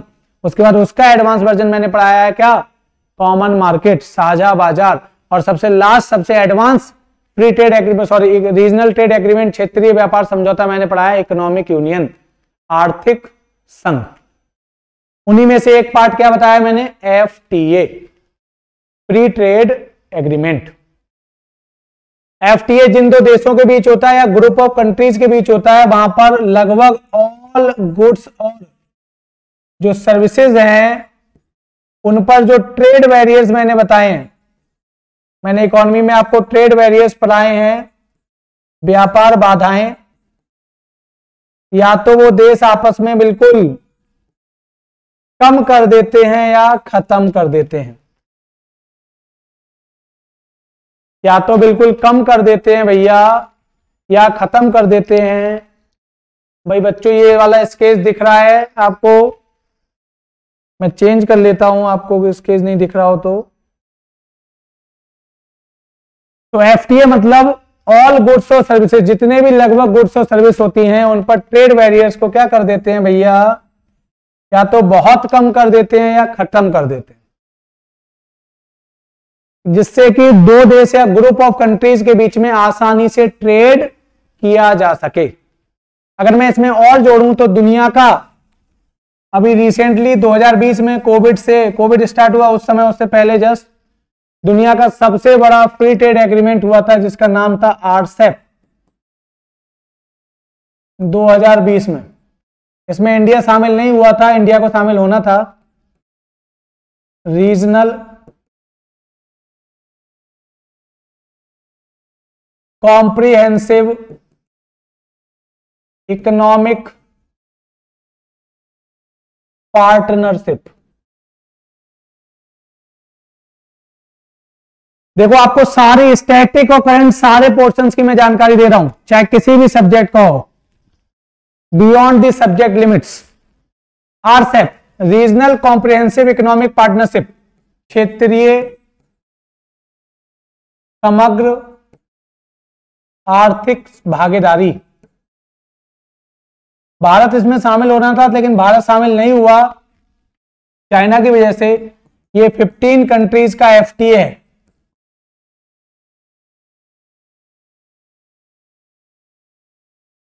जिसमें आपने सुना होगा आसियान कंट्रीज, 10 आसियान कंट्रीज हैं, आसियान देश 10 हैं, आपको पता होगा। Association for south east Asian Nations, जो दक्षिण पूर्व एशियाई देश हैं भारत के साउथ ईस्ट में, सुना होगा आपने Myanmar, Laos, Cambodia, Vietnam, Thailand, Malaysia, Singapore, Indonesia, Brunei और फिलीपींस। ये 10 देश हैं, इनको आसियान कहते हैं। इनके आपस में एफटीए है। इनका जिन देशों के साथ एफटीए है, China, Japan, south Korea, Australia, New Zealand, 5 ये हो गए, 10 ये हो गए। इन 15 देशों के बीच का एफटीए था। भारत को भी शामिल होना था लेकिन चाइना की वजह से हम शामिल नहीं हुए, क्योंकि अगर हम इसमें शामिल हो जाते तो चाइना के जो प्रोडक्ट हैं, सस्ते प्रोडक्ट, उनकी डंपिंग हमारे देश में बढ़ सकती थी, जिससे हमारी डोमेस्टिक इंडस्ट्री को खतरा उत्पन्न हो सकता था, घरेलू उद्योगों को। क्योंकि चाइना के सस्ते प्रोडक्ट्स की डंपिंग फिर खूब शुरू हो जाती, हम कोई कस्टम ड्यूटी लगा नहीं पाते क्योंकि हम एग्रीमेंट को साइन कर लेते। तो हमारे देश में जो प्रोडक्शन हो रहा है, जो डोमेस्टिक इंडस्ट्री हमारी है, उसका प्रोडक्ट अगर महंगा होता तो कोई खरीदता नहीं, तो हमारी डोमेस्टिक इंडस्ट्री को नेगेटिव इंपैक्ट पड़ सकता था, डोमेस्टिक इंडस्ट्री संकट में आ सकती थी, इसीलिए हम इसमें शामिल नहीं हुए। अभी रिसेंटली किससे वार्ता चल रही है हमारी, तो आप देखोगे अभी रिसेंटली हमारी इंडिया और ब्रिटेन से बातचीत चल रही है, यूयू से बातचीत चल रही है और कनाडा से बातचीत चल रही है। इस पर एफटीए पर। और बोरिस जॉनसन साहब जब प्राइम मिनिस्टर थे ब्रिटेन के, तो वो आए थे भारत, तो वादा भी हुआ था कि हम दिवाली पे एफटीए कर लेंगे, लेकिन वहां पर पॉलिटिकल क्राइसिस था। आपको पता होगा ब्रिटेन में राजनीतिक संकट चल रहा था। इसके बाद फाइनली ऋषि सुनक जी, जो भारत के ही हैं, इंडियन ओरिजिन के हैं, भारतीय मूल के हैं, वहां के प्राइम मिनिस्टर बने हैं। अब आगे बातचीत चल रही है, देखते हैं कब तक एफटीए होता है। तो इंडिया ब्रिटेन का, इंडिया ईयू का और इंडिया कनाडा का जो एफटीए है, उस पर वार्ता चल रही है, अभी तक हुआ नहीं। अभी मैंने किसका बताया, इंडिया और मॉरिशस का हुआ। क्लियर है। इसके अलावा यहीं पे देख लो दूसरा, रिसेंटली इसी साल इंडिया ने यूएई के साथ एफटीए किया। ये क्वेश्चन पूछ सकता है, इंडिया का किन किन देशों के साथ एफटीए हुआ है। ये वार्ता चल रही है, यहां हो चुका है। इंडिया और यूएई का हो चुका है, इंडिया मॉरिशस का हो चुका है, यूनाइटेड अरब अमीरात, संयुक्त अरब अमीरात का हो चुका है, और इंडिया का ऑस्ट्रेलिया के साथ हो चुका है। इन 3 देशों के साथ भारत ने 2022 में फ्री ट्रेड एग्रीमेंट को साइन किया है, मुक्त व्यापार समझौते को साइन किया है। कौन कौन से 3 देश, इंडिया यूएई, इंडिया ऑस्ट्रेलिया और इंडिया मॉरिशस। इसके अलावा बातचीत चल रही है और किससे, इंडिया और जीसीसी से। भैया जीसीसी क्या है, गल्फ कोऑपरेशन काउंसिल, खाड़ी सहयोग परिषद। खाड़ी सहयोग परिषद दो आपने सुना होगा, गल्फ, पर्शियन गल्फ, फारस की खाड़ी, उसके आसपास के जो उससे लगे हुए देश हैं, कौन से देश हैं, ओमान, कतर, क्लियर है, बहरीन, कुवैत, ठीक है, सऊदी अरब, और एक कौन सा बचा,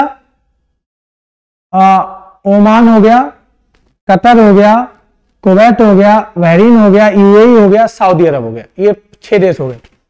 तो ये कब बनाया गया, 1981 में। जो पर्शियन गल्फ और फारस की खाड़ी है, पर्शियन गल्फ है, उसके आसपास के देश, उनके बीच में कोऑपरेशन को बढ़ाने के लिए, रीजनल कोऑपरेशन को बढ़ाने के लिए क्या बनाया गया 1981 में, गल्फ कोऑपरेशन काउंसिल, जिसकी हेडक्वार्टर कहां है, सऊदी अरब के रियाद में है। इसमें सऊदी अरब है, कुवैत है, कतर है, यूएई है, ओमान है, बहरीन है, ये मैंने देश आपको बताए। तो इंडिया का जीसीसी के साथ भी एफटीए चल रहा है, एफटीए पे वार्ता चल रही। अगला टॉपिक है, देखो यहाँ पे I2U2, I2U2 रटना नहीं है, इंडिया, इजराइल, यूएई, यूएसए, इन चारों देशों ने आपस में मिलकर कोऑपरेशन को बढ़ाया है, एक संगठन बनाया है, जैसे क्वाड है ना, क्वाड्रिलेटरल सिक्योरिटी डायलॉग, आगे पढ़ाऊंगा इसी में, वैसा ही है I2U2। कब बना भैया I2U2?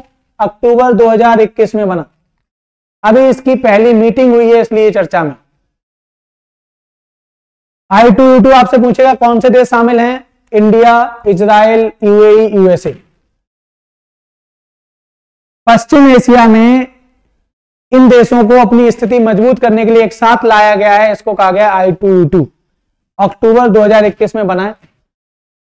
इसको बेस्ट एशियन क्वाड कहा जा रहा है। अभी मैंने क्वाड बताया था, देखो क्वाड अभी बताऊंगा। क्वाड का मतलब 4 देश जब शामिल होते हैं उसको कहते हैं क्वाड।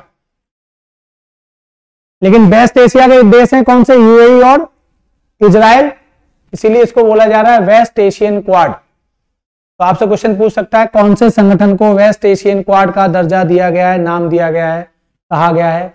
I2U2 कब बना? अक्टूबर 2021 में।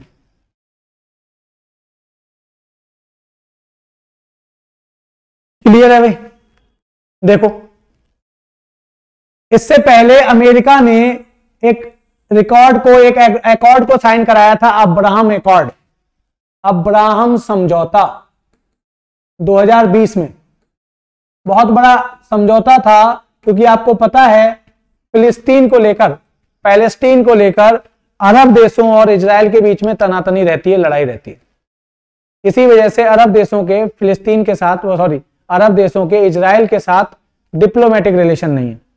अमेरिका के इजराइल के साथ बहुत अच्छे संबंध, कहा जाता है अपने अमेरिका जो है बिल्कुल जो है बहुत केयर के साथ इजराइल को उसने ग्रो कराया है, आगे बढ़ाया। तो और अमेरिका के अरब देशों के साथ भी बहुत अच्छे संबंध, चाहे वो यूएई हो, यूनाइटेड अरब अमीरात हो, संयुक्त अरब अमीरात हो या फिर सऊदी अरब हो। तो अमेरिका में जो है, अमेरिका के उस समय प्रेसिडेंट थे डोनाल्ड ट्रंप साहब 2020 में। उनकी मीडिएशन में, उनकी मध्यस्थता में अमेरिका ने इजराइल और यूएई के बीच में डिप्लोमेटिक रिलेशन, राजनयिक संबंधों को शुरुआत कराई। मैंने बोला ना कोई डिप्लोमेटिक रिलेशन है ही नहीं, लेकिन शुरुआत हुई है इंडिया और इजराइल और यूएई के डिप्लोमेटिक रिलेशन की। उस एकॉर्ड को नाम दिया गया है, उस समझौते को नाम दिया गया है अब्राहम एकॉर्ड। 2020 में साइन कराया था, डोनाल्ड ट्रंप ने इसमें मीडिएशन किया था, यूएसए की मीडिएशन में हुआ था, यूएसए ने इसको कराया था। डोनाल्ड ट्रंप उस समय प्रेसिडेंट ऑफ अमेरिका थे। इजराइल और यूएई के डिप्लोमेटिक रिलेशन की शुरुआत हुई। क्लियर है भाई?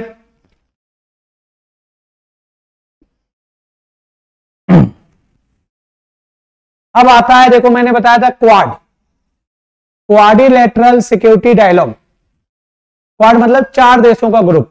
कब बना? देखो 2017 में बना। एक इनफॉर्मल ग्रुप है, इनफॉर्मल मतलब अनौपचारिक, जिसका कोई फिक्स एजेंडा नहीं है, जिसका कोई हेडक्वार्टर नहीं है, सेक्रेटेरिएट नहीं है, सचिवालय नहीं है, मुख्यालय नहीं है, ना ही कोई ऑफिशियल इसकी कोई डॉक्यूमेंट साइन होते हैं, ना कोई ऑफिशियल इसके जो डॉक्यूमेंट हैं वो एक दूसरे से एक्सचेंज किए जाते हैं।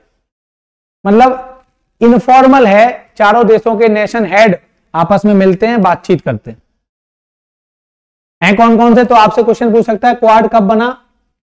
2007 में क्वाड का सबसे पहले कॉन्सेप्ट लाए थे जापान के पूर्व प्राइम मिनिस्टर थे, आपने नाम सुना होगा, शिंजो एबे। शिंजो एबे ने 2007 में एक कॉन्सेप्ट दिया था कि क्वाड बनाना चाहिए 4 देशों को मिलके। वो 4 देश कौन से थे? इंडिया, यूएसए, जापान और ऑस्ट्रेलिया। आपसे पूछ सकता है क्वाड में कौन कौन से देश शामिल हैं? इंडिया, यूएसए, जापान और ऑस्ट्रेलिया।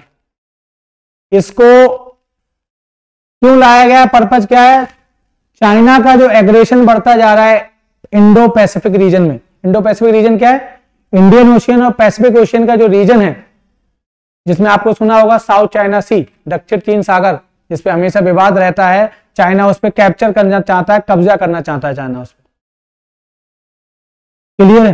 तो इंडो पैसिफिक रीजन जो हिंद प्रशांत क्षेत्र है, हिंद प्रशांत क्षेत्र, पहले एशिया पैसिफिक बोला जाता था इसको, लेकिन इसको इंडिया को ध्यान में रखते हुए अमेरिका ने नाम दिया है इंडो पैसिफिक।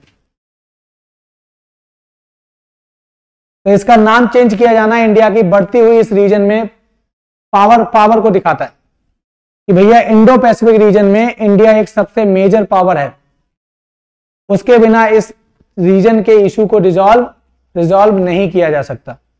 तो इसका पर्पज था to counter Chinese aggression in Indo Pacific region. China ने इसको क्या नाम दिया था? चाइना ने इसको एशियन नाटो का नाम दिया था कि ये भैया एशियाई नाटो बना लिया इन देशों ने हमारे खिलाफ। चाइना इसको एशियाई नाटो कहता है। क्या कहता है भैया? एशियाई नाटो। तो ये है क्वाड। तो जो भी एडिशनल फैक्ट होंगे उन सब की जानकारी भी मैं दूंगा, जिससे आपकी पर्सनालिटी भी डेवलप होगी, नॉलेज भी बढ़ेगी, साथ ही साथ आपका करंट अफेयर्स भी अपडेट रहेगा, और आप जीएस के स्टैटिक पोर्शन में भी बहुत सारी चीजों को इंटरकनेक्ट करके पढ़ाऊंगा, जिससे आपको चीजों की समझ बढ़ेगी जीएस में। तो कम मुश्किल होगी आपको जीएस के पोर्शंस को कवर करने। तो ये था आपका पूरा I2A2 U2। अब एक चर्चा में टॉपिक है यूनाइटेड नेशन सिक्योरिटी काउंसिल। चर्चा में क्यों है? क्योंकि लगातार यूनाइटेड नेशन सिक्योरिटी काउंसिल में रिफॉर्म्स की बात हो रही है, मांग की जा रही है। रिफॉर्म्स किसके लिए? रिफॉर्म्स भारत लगातार मांग कर रहा है कि इसका एक्सपेंशन किया जाए यूनाइटेड नेशन सिक्योरिटी काउंसिल का, और हमें भी, भारत को भी, हमारे देश को भी क्या मिलना चाहिए? वीटो पावर मिलना चाहिए। उसी के सिलसिले में ये चर्चा में रहा है। आपको पता है United nation security council United nation का सबसे पावरफुल ऑर्गन है, अंग है। बाकी सारे ऑर्गन जो हैं उनके पास बहुत ज्यादा पावर नहीं है, लेकिन ये सबसे most powerful organ of United nation है। अगर इसमें कोई प्रपोजल पास हो जाता है तो मैंडेटरी होता है मेंबर स्टेट्स को मानना, अदरवाइज उन पर मिलिट्री एक्शन लिया जा सकता है यूनाइटेड नेशन के मेंबर्स के द्वारा। ये सबसे पावरफुल मेंबर है। इसके बारे में हम चर्चा कर लेते हैं। यूनाइटेड नेशन सिक्योरिटी, अब यूनाइटेड नेशन के बारे में हम चर्चा कर लेते हैं तो समझ में आ जाएगा। यूनाइटेड नेशन आपको पता है कब बना? 1945 में बना। हेडक्वार्टर कहां पे है इसका? न्यूयॉर्क में है। कहां पे भैया? न्यूयॉर्क में है।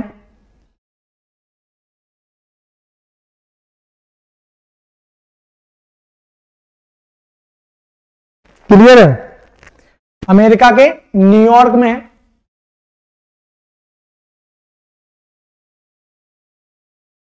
सेकेंड वर्ल्ड वॉर के बाद बना ये।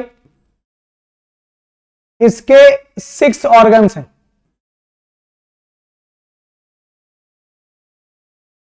छह अंग हैं। कौन कौन से हैं?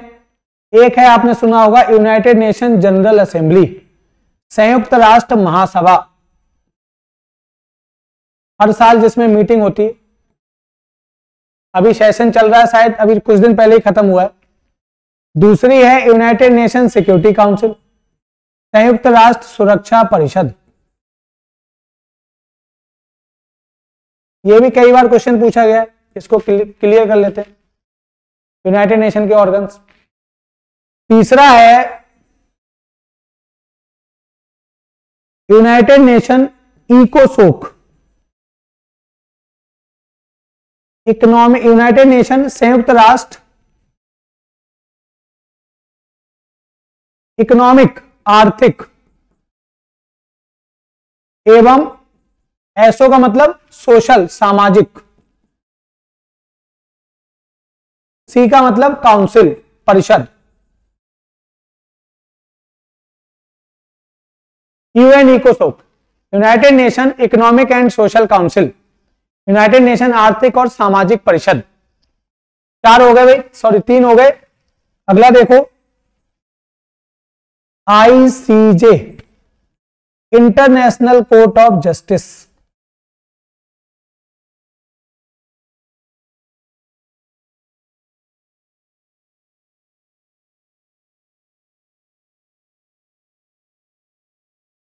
अंतरराष्ट्रीय न्यायालय। 4 हो गए। 5वां यूनाइटेड नेशन सेक्रेटेरिएट।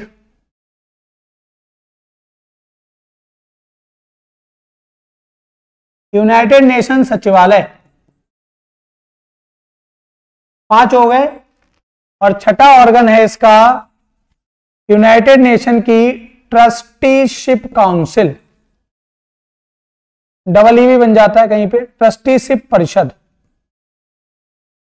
ये 6 ऑर्गन्स हैं, 6 अंग हैं यूनाइटेड नेशन के। कई बार क्वेश्चन पूछा गया।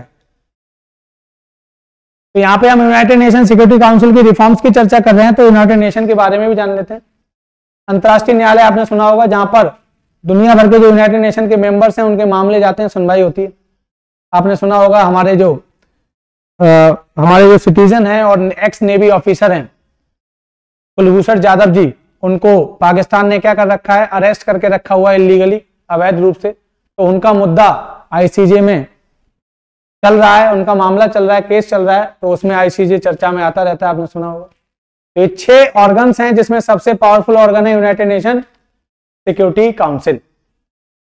आपको पता है यूनाइटेड नेशन सिक्योरिटी काउंसिल, मैं बात फिर से कर रहा हूं किसकी, यूनाइटेड नेशन सिक्योरिटी काउंसिल की कितने मेंबर्स हैं? 15 मेंबर्स। कितने मेंबर्स हैं भैया? 15 मेंबर्स हैं, जिसमें 5 P5 हैं। P5 का मतलब परमानेंट 5, ध्यान रखना है, परमानेंट 5 स्थायी सदस्य। ये वो स्थायी सदस्य हैं जिनके पास कैसी पावर है? वीटो पावर है, आपको पता होगा।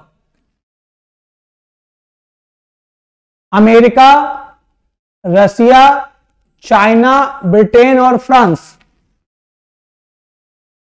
जो किसी भी प्रपोजल को यूनाइटेड नेशन सिक्योरिटी काउंसिल में क्या कर सकते हैं? वीटो कर सकते हैं। मतलब ऐसा मान लो कि इनके खिलाफ कभी भी कोई प्रस्ताव पास नहीं हो सकता, क्योंकि इनके खिलाफ आएगा, ये खुद अपने पे वीटो कर देंगे। वीटो का मतलब रिजेक्ट कर सकते हैं। इनके पास, हर एक के पास एक पावर है कि वो किसी भी प्रपोजल को रिजेक्ट कर सकता है। क्लियर है? ऐसा माना जाता है 1953 में 4 देश तो पहले से थे यूनाइटेड नेशन के सिक्योरिटी काउंसिल के परमानेंट 5, यूएसए, रसिया, यूके, फ्रांस।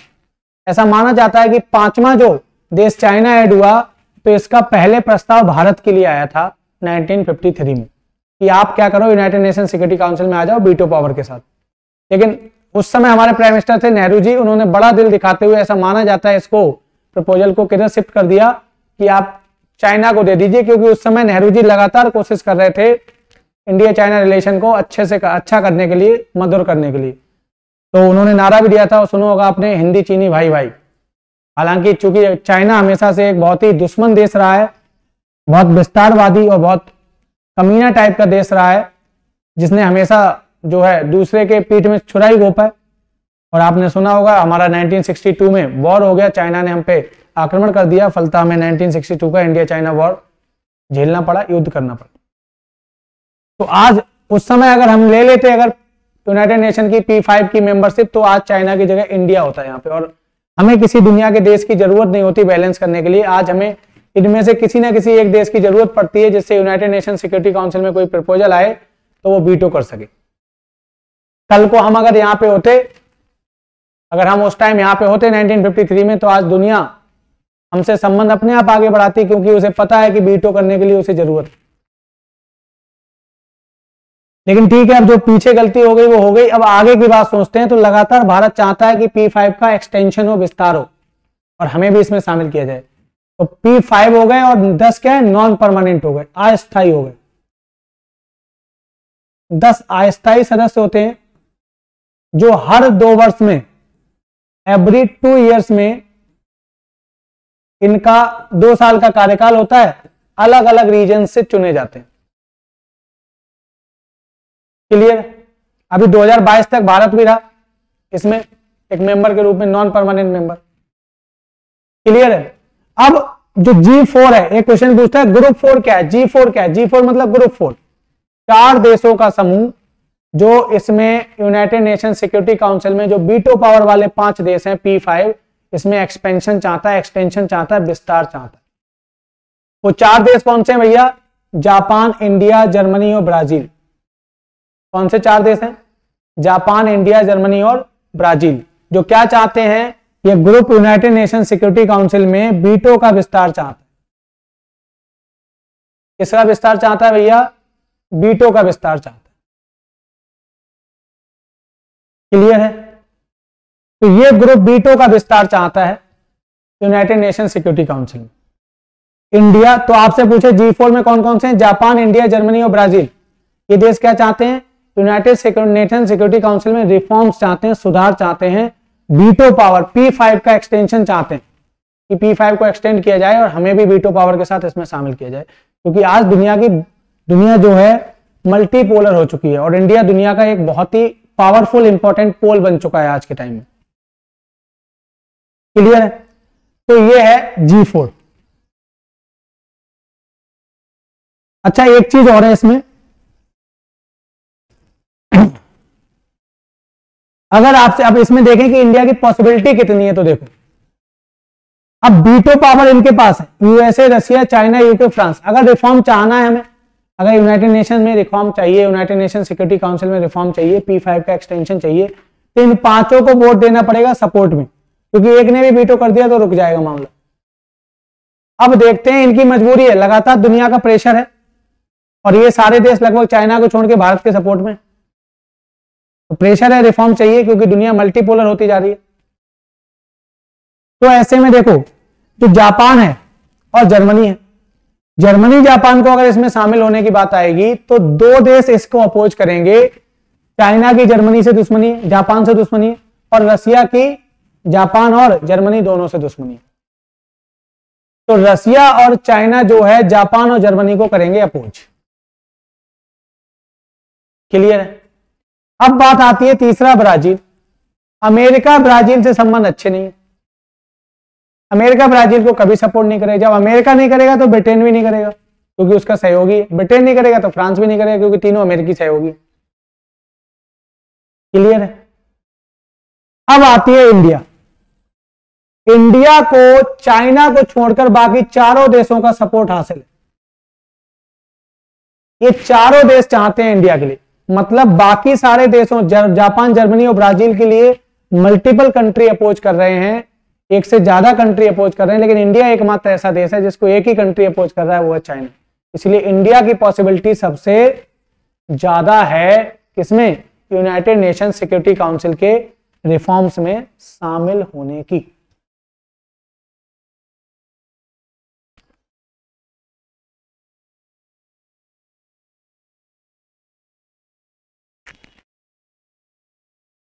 क्लियर है भाई? तो ये हमने पढ़ा। अगला टॉपिक है financial action task force. Financial action task force की अगर मैं बात करूं तो कब बना भैया? 1989 में। FATF कब बना? 1989 में। किसने बनाया? G7 countries. और G7 में मैं आपको लिखवा चुका हूं, बोलो भैया, लिखवा चुका हूं G7 कंट्रीज, ग्रुप 7 कंट्रीज, जिसमें मैंने आपको लिखवाया है USA, France, UK, Britain, Italy, Germany और जापान, और एक कौन है? कनाडा। ये G7 देश। G7 देशों ने 1989 में FATF बनाया, नाम था फाइनेंशियल एक्शन टास्क फोर्स। जब ये बनाया तो इसका पर्पस था दुनिया में जो मनी लॉन्ड्रिंग है, मनी लॉन्ड्रिंग किसका प्रोसेस होता है? ब्लैक मनी को व्हाइट करने का प्रोसेस, जिसको आप कहते हो हवाला। सुना होगा आपने हवाला, हवाला का पैसा, 2 नंबर का पैसा, ब्लैक मनी, काला धन। और मनी लॉन्ड्रिंग, ब्लैक मनी को व्हाइट करने का जो प्रोसेस है उसको मनी लॉन्ड्रिंग बोला जाता है। और मनी लॉन्ड्रिंग क्या है? इलीगल ऑफेंस है, अपराध है। क्लियर है? और मनी लॉन्ड्रिंग को रोकने के लिए भारत में जो कानून है, आपने सुना होगा, बहुत फेमस चल रहा है इस समय, PMLA 2002, prevention of money laundering act 2002, money laundering रोकथाम निवारण अधिनियम। और इसको चलाने वाली, ऑपरेट करने वाली फेमस एजेंसी जिसका नाम आप सबने सुना है, ईडी, एनफोर्समेंट डायरेक्टरेट, प्रवर्तन निदेशालय, सबसे पावरफुल एजेंसी जिससे सब करप्ट लोग घबराते हैं।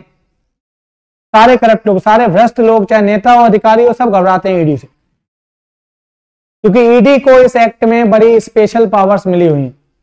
नॉर्मली कोई एजेंसी किसी को गिरफ्तार करती है व्यक्ति को, तो बर्डन ऑफ प्रूफ एजेंसी पे होता है कि गिरफ्तार करे हुए व्यक्ति को आरोप सिद्ध करे, लेकिन ईडी अगर अरेस्ट कर ले तो जमानत नहीं मिलती है लोगों को, क्योंकि पीएमएलए एक्ट में ईडी के द्वारा जो व्यक्ति अरेस्ट किया गया है उसमें बर्डन ऑफ प्रूफ उस व्यक्ति को दिया गया है कि वो प्रूफ करके दिखाए कि वो इस गलत एक्ट में शामिल नहीं था।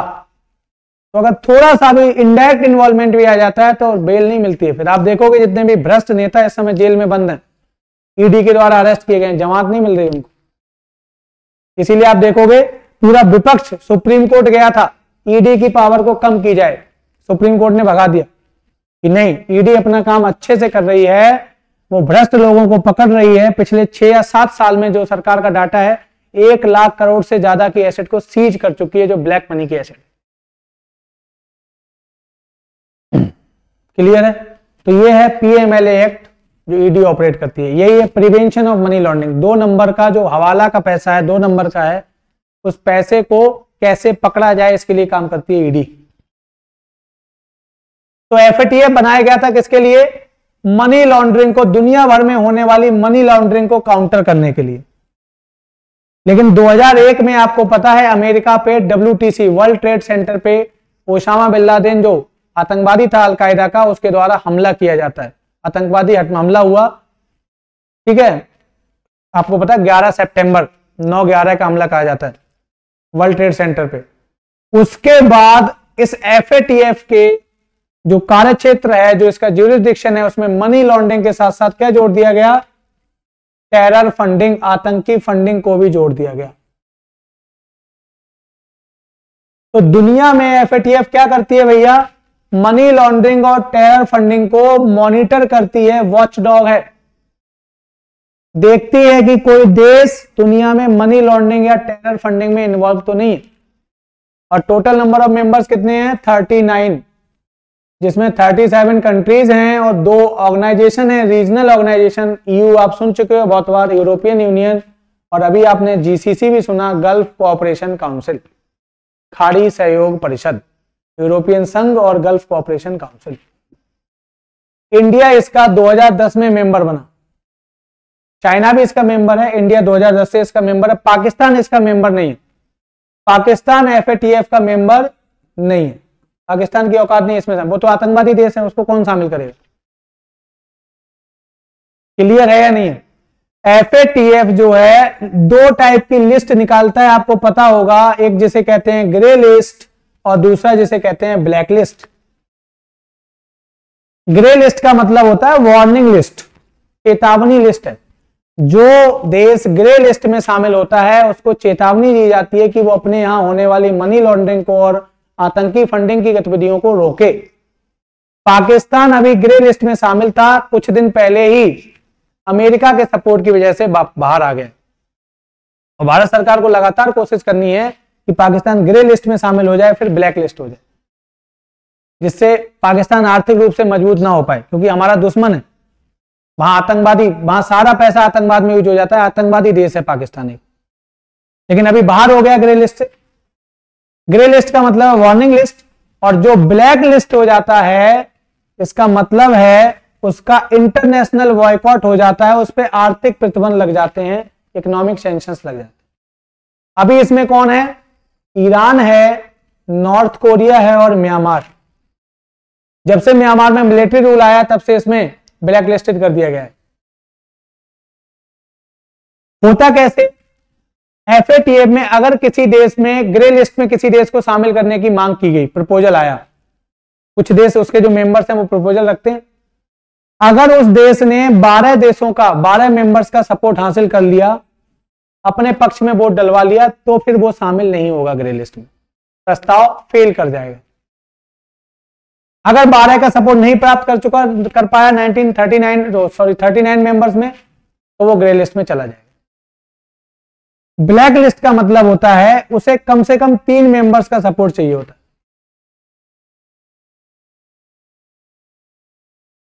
क्लियर है? 39 मेंबर्स में से 3 मेंबर्स का अगर सपोर्ट मिल गया तो ब्लैक लिस्ट नहीं होगा, अदरवाइज हो जाएगा। पाकिस्तान को हमने जब ग्रे लिस्ट में था तो कई बार हमारी सरकार ने ब्लैक लिस्ट करने की कोशिश की, लेकिन तुर्की, चाइना और मलेशिया का साथ मिल गया उसे, 3 वोट हो गए तो वो बच गया। क्लियर है? तो ये है FATF, financial action task force. Clear है भाई?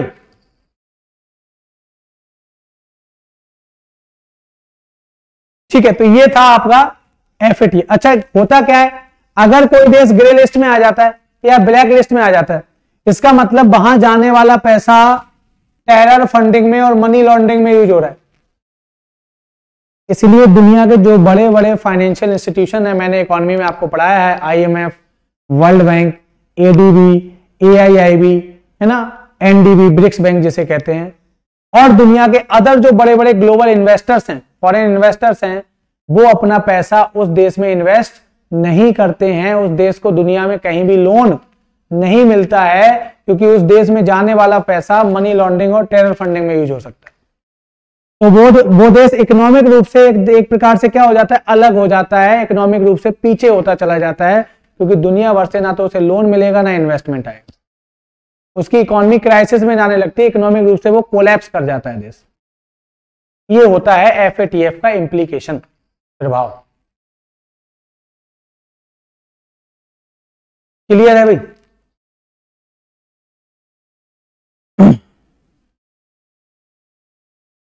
चलिए, अभी एक मुद्दा सुप्रीम कोर्ट में उठा था, पॉलिटी का एक मुद्दा है, कैदियों के मतदान के right, voting right of prisoners.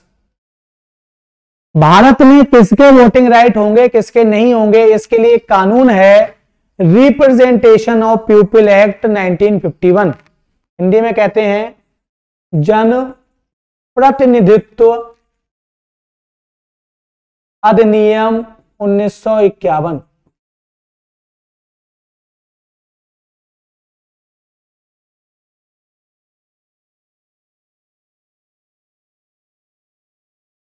Clear है?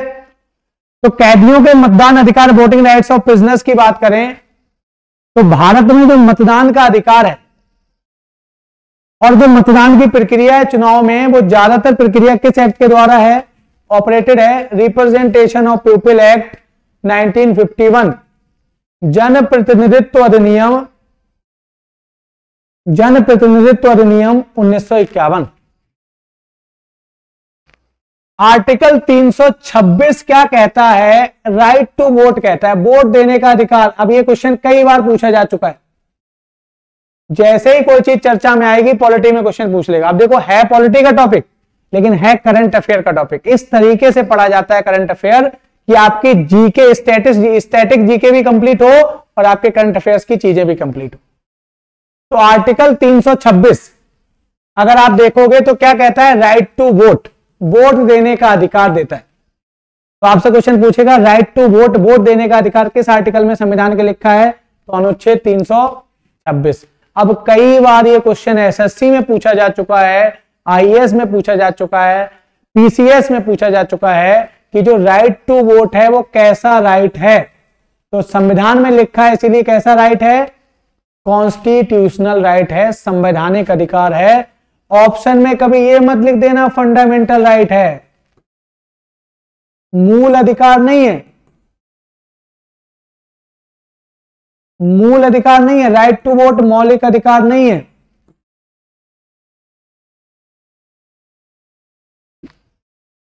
कॉन्स्टिट्यूशनल राइट है, संवैधानिक अधिकार है।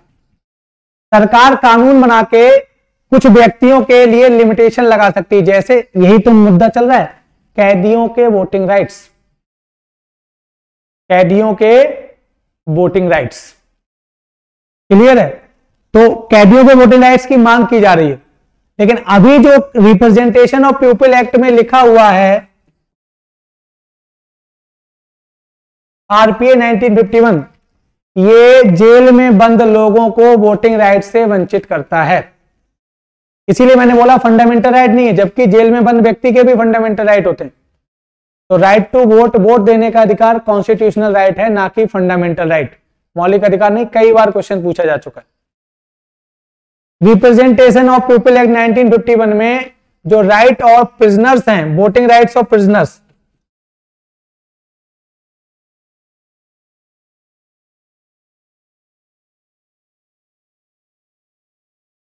मतदान करने के अधिकार, कैदियों को मतदान करने का अधिकार नहीं दिया गया है। जेल में बंद लोगों को वोट देने का अधिकार नहीं होता है। क्लियर है? तो यह मुद्दा था, यहां से कोई क्वेश्चन बनेगा तो हो जाना चाहिए। अब एक मुद्दा है electoral bond scheme. Electoral bond या इलेक्टोरल बॉन्ड स्कीम योजना कब आई? आपने नाम सुना होगा, बजट 2017-18 में सरकार ने अनाउंस किया।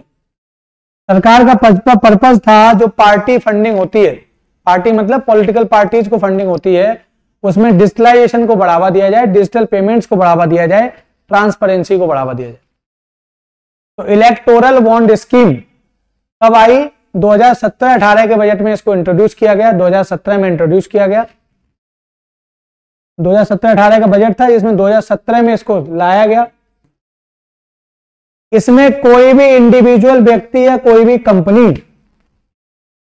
इलेक्टोरल बॉन्ड एसबीआई की किसी ब्रांच से खरीद सकती है। केवल किस बैंक को दिया गया इसकी अथॉरिटी? एसबीआई को दी गई। किसको दी गई भैया इसकी अथॉरिटी? केवल इसकी अथॉरिटी दी गई है एसबीआई को। एसबीआई की किसी ब्रांच से कोई व्यक्ति या कोई कंपनी इलेक्टोरल बॉन्ड को खरीद सकती है।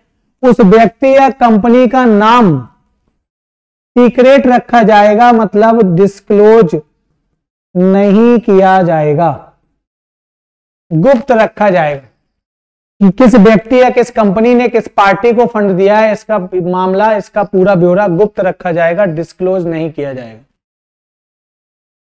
कोई भी व्यक्ति, कोई भी कंपनी एसबीआई से इलेक्टोरल बॉन्ड खरीद सकती है किसी ब्रांच से। एसबीआई के किसी भी ब्रांच से 1000 का, 10,000 का, 10 से मल्टीप्लाई करते चलो, 1 लाख का, 10 लाख का और 1 करोड़ तक का इलेक्टोरल बॉन्ड खरीदा जा सकता है। एसबीआई की किसी भी ब्रांच से 1000, 10,000, 1 लाख, 10 लाख और 1 करोड़ का इलेक्टोरल बॉन्ड खरीदा जा सकता है। अगर आप, मैं या कोई कंपनी किसी पार्टी को फंड देना चाहती है तो एसबीआई के किसी ब्रांच से इनमें से कोई सा भी बॉन्ड खरीद लेगी, वो बॉन्ड मिल जाएगा, पैसा आप जमा कर दो बैंक में, और वो बॉन्ड किसको दे दो जाके? सरकार, सॉरी, पार्टी को दे दो जाके, जिस पार्टी को आप देना चाहते हो फंड। वो पार्टी वो बॉन्ड को भुना के वो पैसा अपने अकाउंट में क्या कर लेगी? अपने जो पॉलिटिकल फंडिंग वाला उसका अकाउंट है उसमें ट्रांसफर कर लेगी। ये था इलेक्टोरल बॉन्ड स्कीम। इससे अगर क्वेश्चन पूछा जाएगा तो हो जाना चाहिए। क्लियर है भाई? तो ये हमारा टेलीग्राम का चैनल है आरबीई का, जिसको आप ज्वाइन कर सकते हैं। अभी इसका एक पार्ट करंट अफेयर का, नवंबर की जो करंट अफेयर है उसका एक पार्ट हमने कंप्लीट कर लिया है। इसका दूसरा पार्ट जल्दी ही हम इसको आपको उपलब्ध कराएंगे, जल्दी उसके दूसरे पार्ट से। तो पूरी नवंबर की करंट अफेयर आपको कंप्लीट हो जाएगी 2 पार्ट्स में। पहला पार्ट आपने कंप्लीट कर लिया है, अब हम थोड़े टाइम बाद 1-2 दिन में दूसरा पार्ट भी कंप्लीट करेंगे, और 1-2 दिन में दूसरा पार्ट भी आपकी हमारी वेबसाइट, हमारे YouTube channel RBE revolution by education platform पे अपलोड हो जाएगा। तो आप पूरे नवंबर की करंट अफेयर्स को 2 पार्ट में कंप्लीट कर सकते हैं। ये हमारा टेलीग्राम चैनल है जिसको आप ज्वाइन कर सकते हैं, जिसमें आपको बहुत सारी चीजें फ्री ऑफ कॉस्ट अवेलेबल होंगी। ये हमारे कुछ बैचेस हैं, इन बैचेस को आप अवेल कर सकते हो बहुत ही एफोर्डेबल प्राइसेस पर। ठीक है, शुभम सर जीएसटी इंस्पेक्टर के रूप में सिलेक्टेड है, और एसएससी में ऐसा कोई स्टूडेंट नहीं है जो शुभम सर को नहीं जानता। ऑफिसर्स बैच है जिसमें सभी सब्जेक्ट्स पढ़ाए जाएंगे, मैथ, इंग्लिश, जीके, रीजनिंग। ठीक है भाई, 9 मंथ की वैलिडिटी होगी 1999 रुपए में केवल। ये हमारे फैकल्टीज हैं, इसमें शुभम सर मैथ पढ़ाएंगे, हैप्पी राव सर रीजनिंग आपको मिलेगी। ठीक है, इंग्लिश के लिए अमन त्रिवेदी सर हैं, इसके अलावा जीएस में मैं हूं Sachin sir, Radhika ma'am and Shivam sir. इस तरीके से आपको पूरे टीयर 1 टीयर 2 की आपको बहुत ही एफोर्डेबल प्राइस पे आपको पूरा सिलेबस कंप्लीट मिल जाएगा। रीजनिंग केवल 299 रुपए में। भाई बच्चों, इतना सस्ता कोई साइड ऑनलाइन प्लेटफॉर्म पे आपको प्रोवाइड करा सके।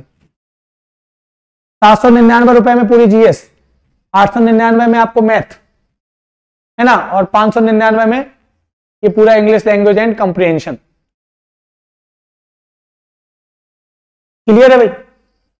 तो ये था आपका हमारा आज का सेशन। आई होप आपको बहुत मजा आया होगा पूरे सेशन में, क्योंकि मैंने ना सिर्फ करंट अफेयर को डिस्कस किया है बल्कि आपके जीएस के पोर्शन के साथ डिस्कस किया है कि किस तरीके से उससे रिलेट करके क्वेश्चन बन सकते हैं। इसी तरीके से हमारा वीकली और मंथली करंट अफेयर्स पैकेज चलता रहेगा फ्री ऑफ कॉस्ट हमारे यूट्यूब चैनल पर।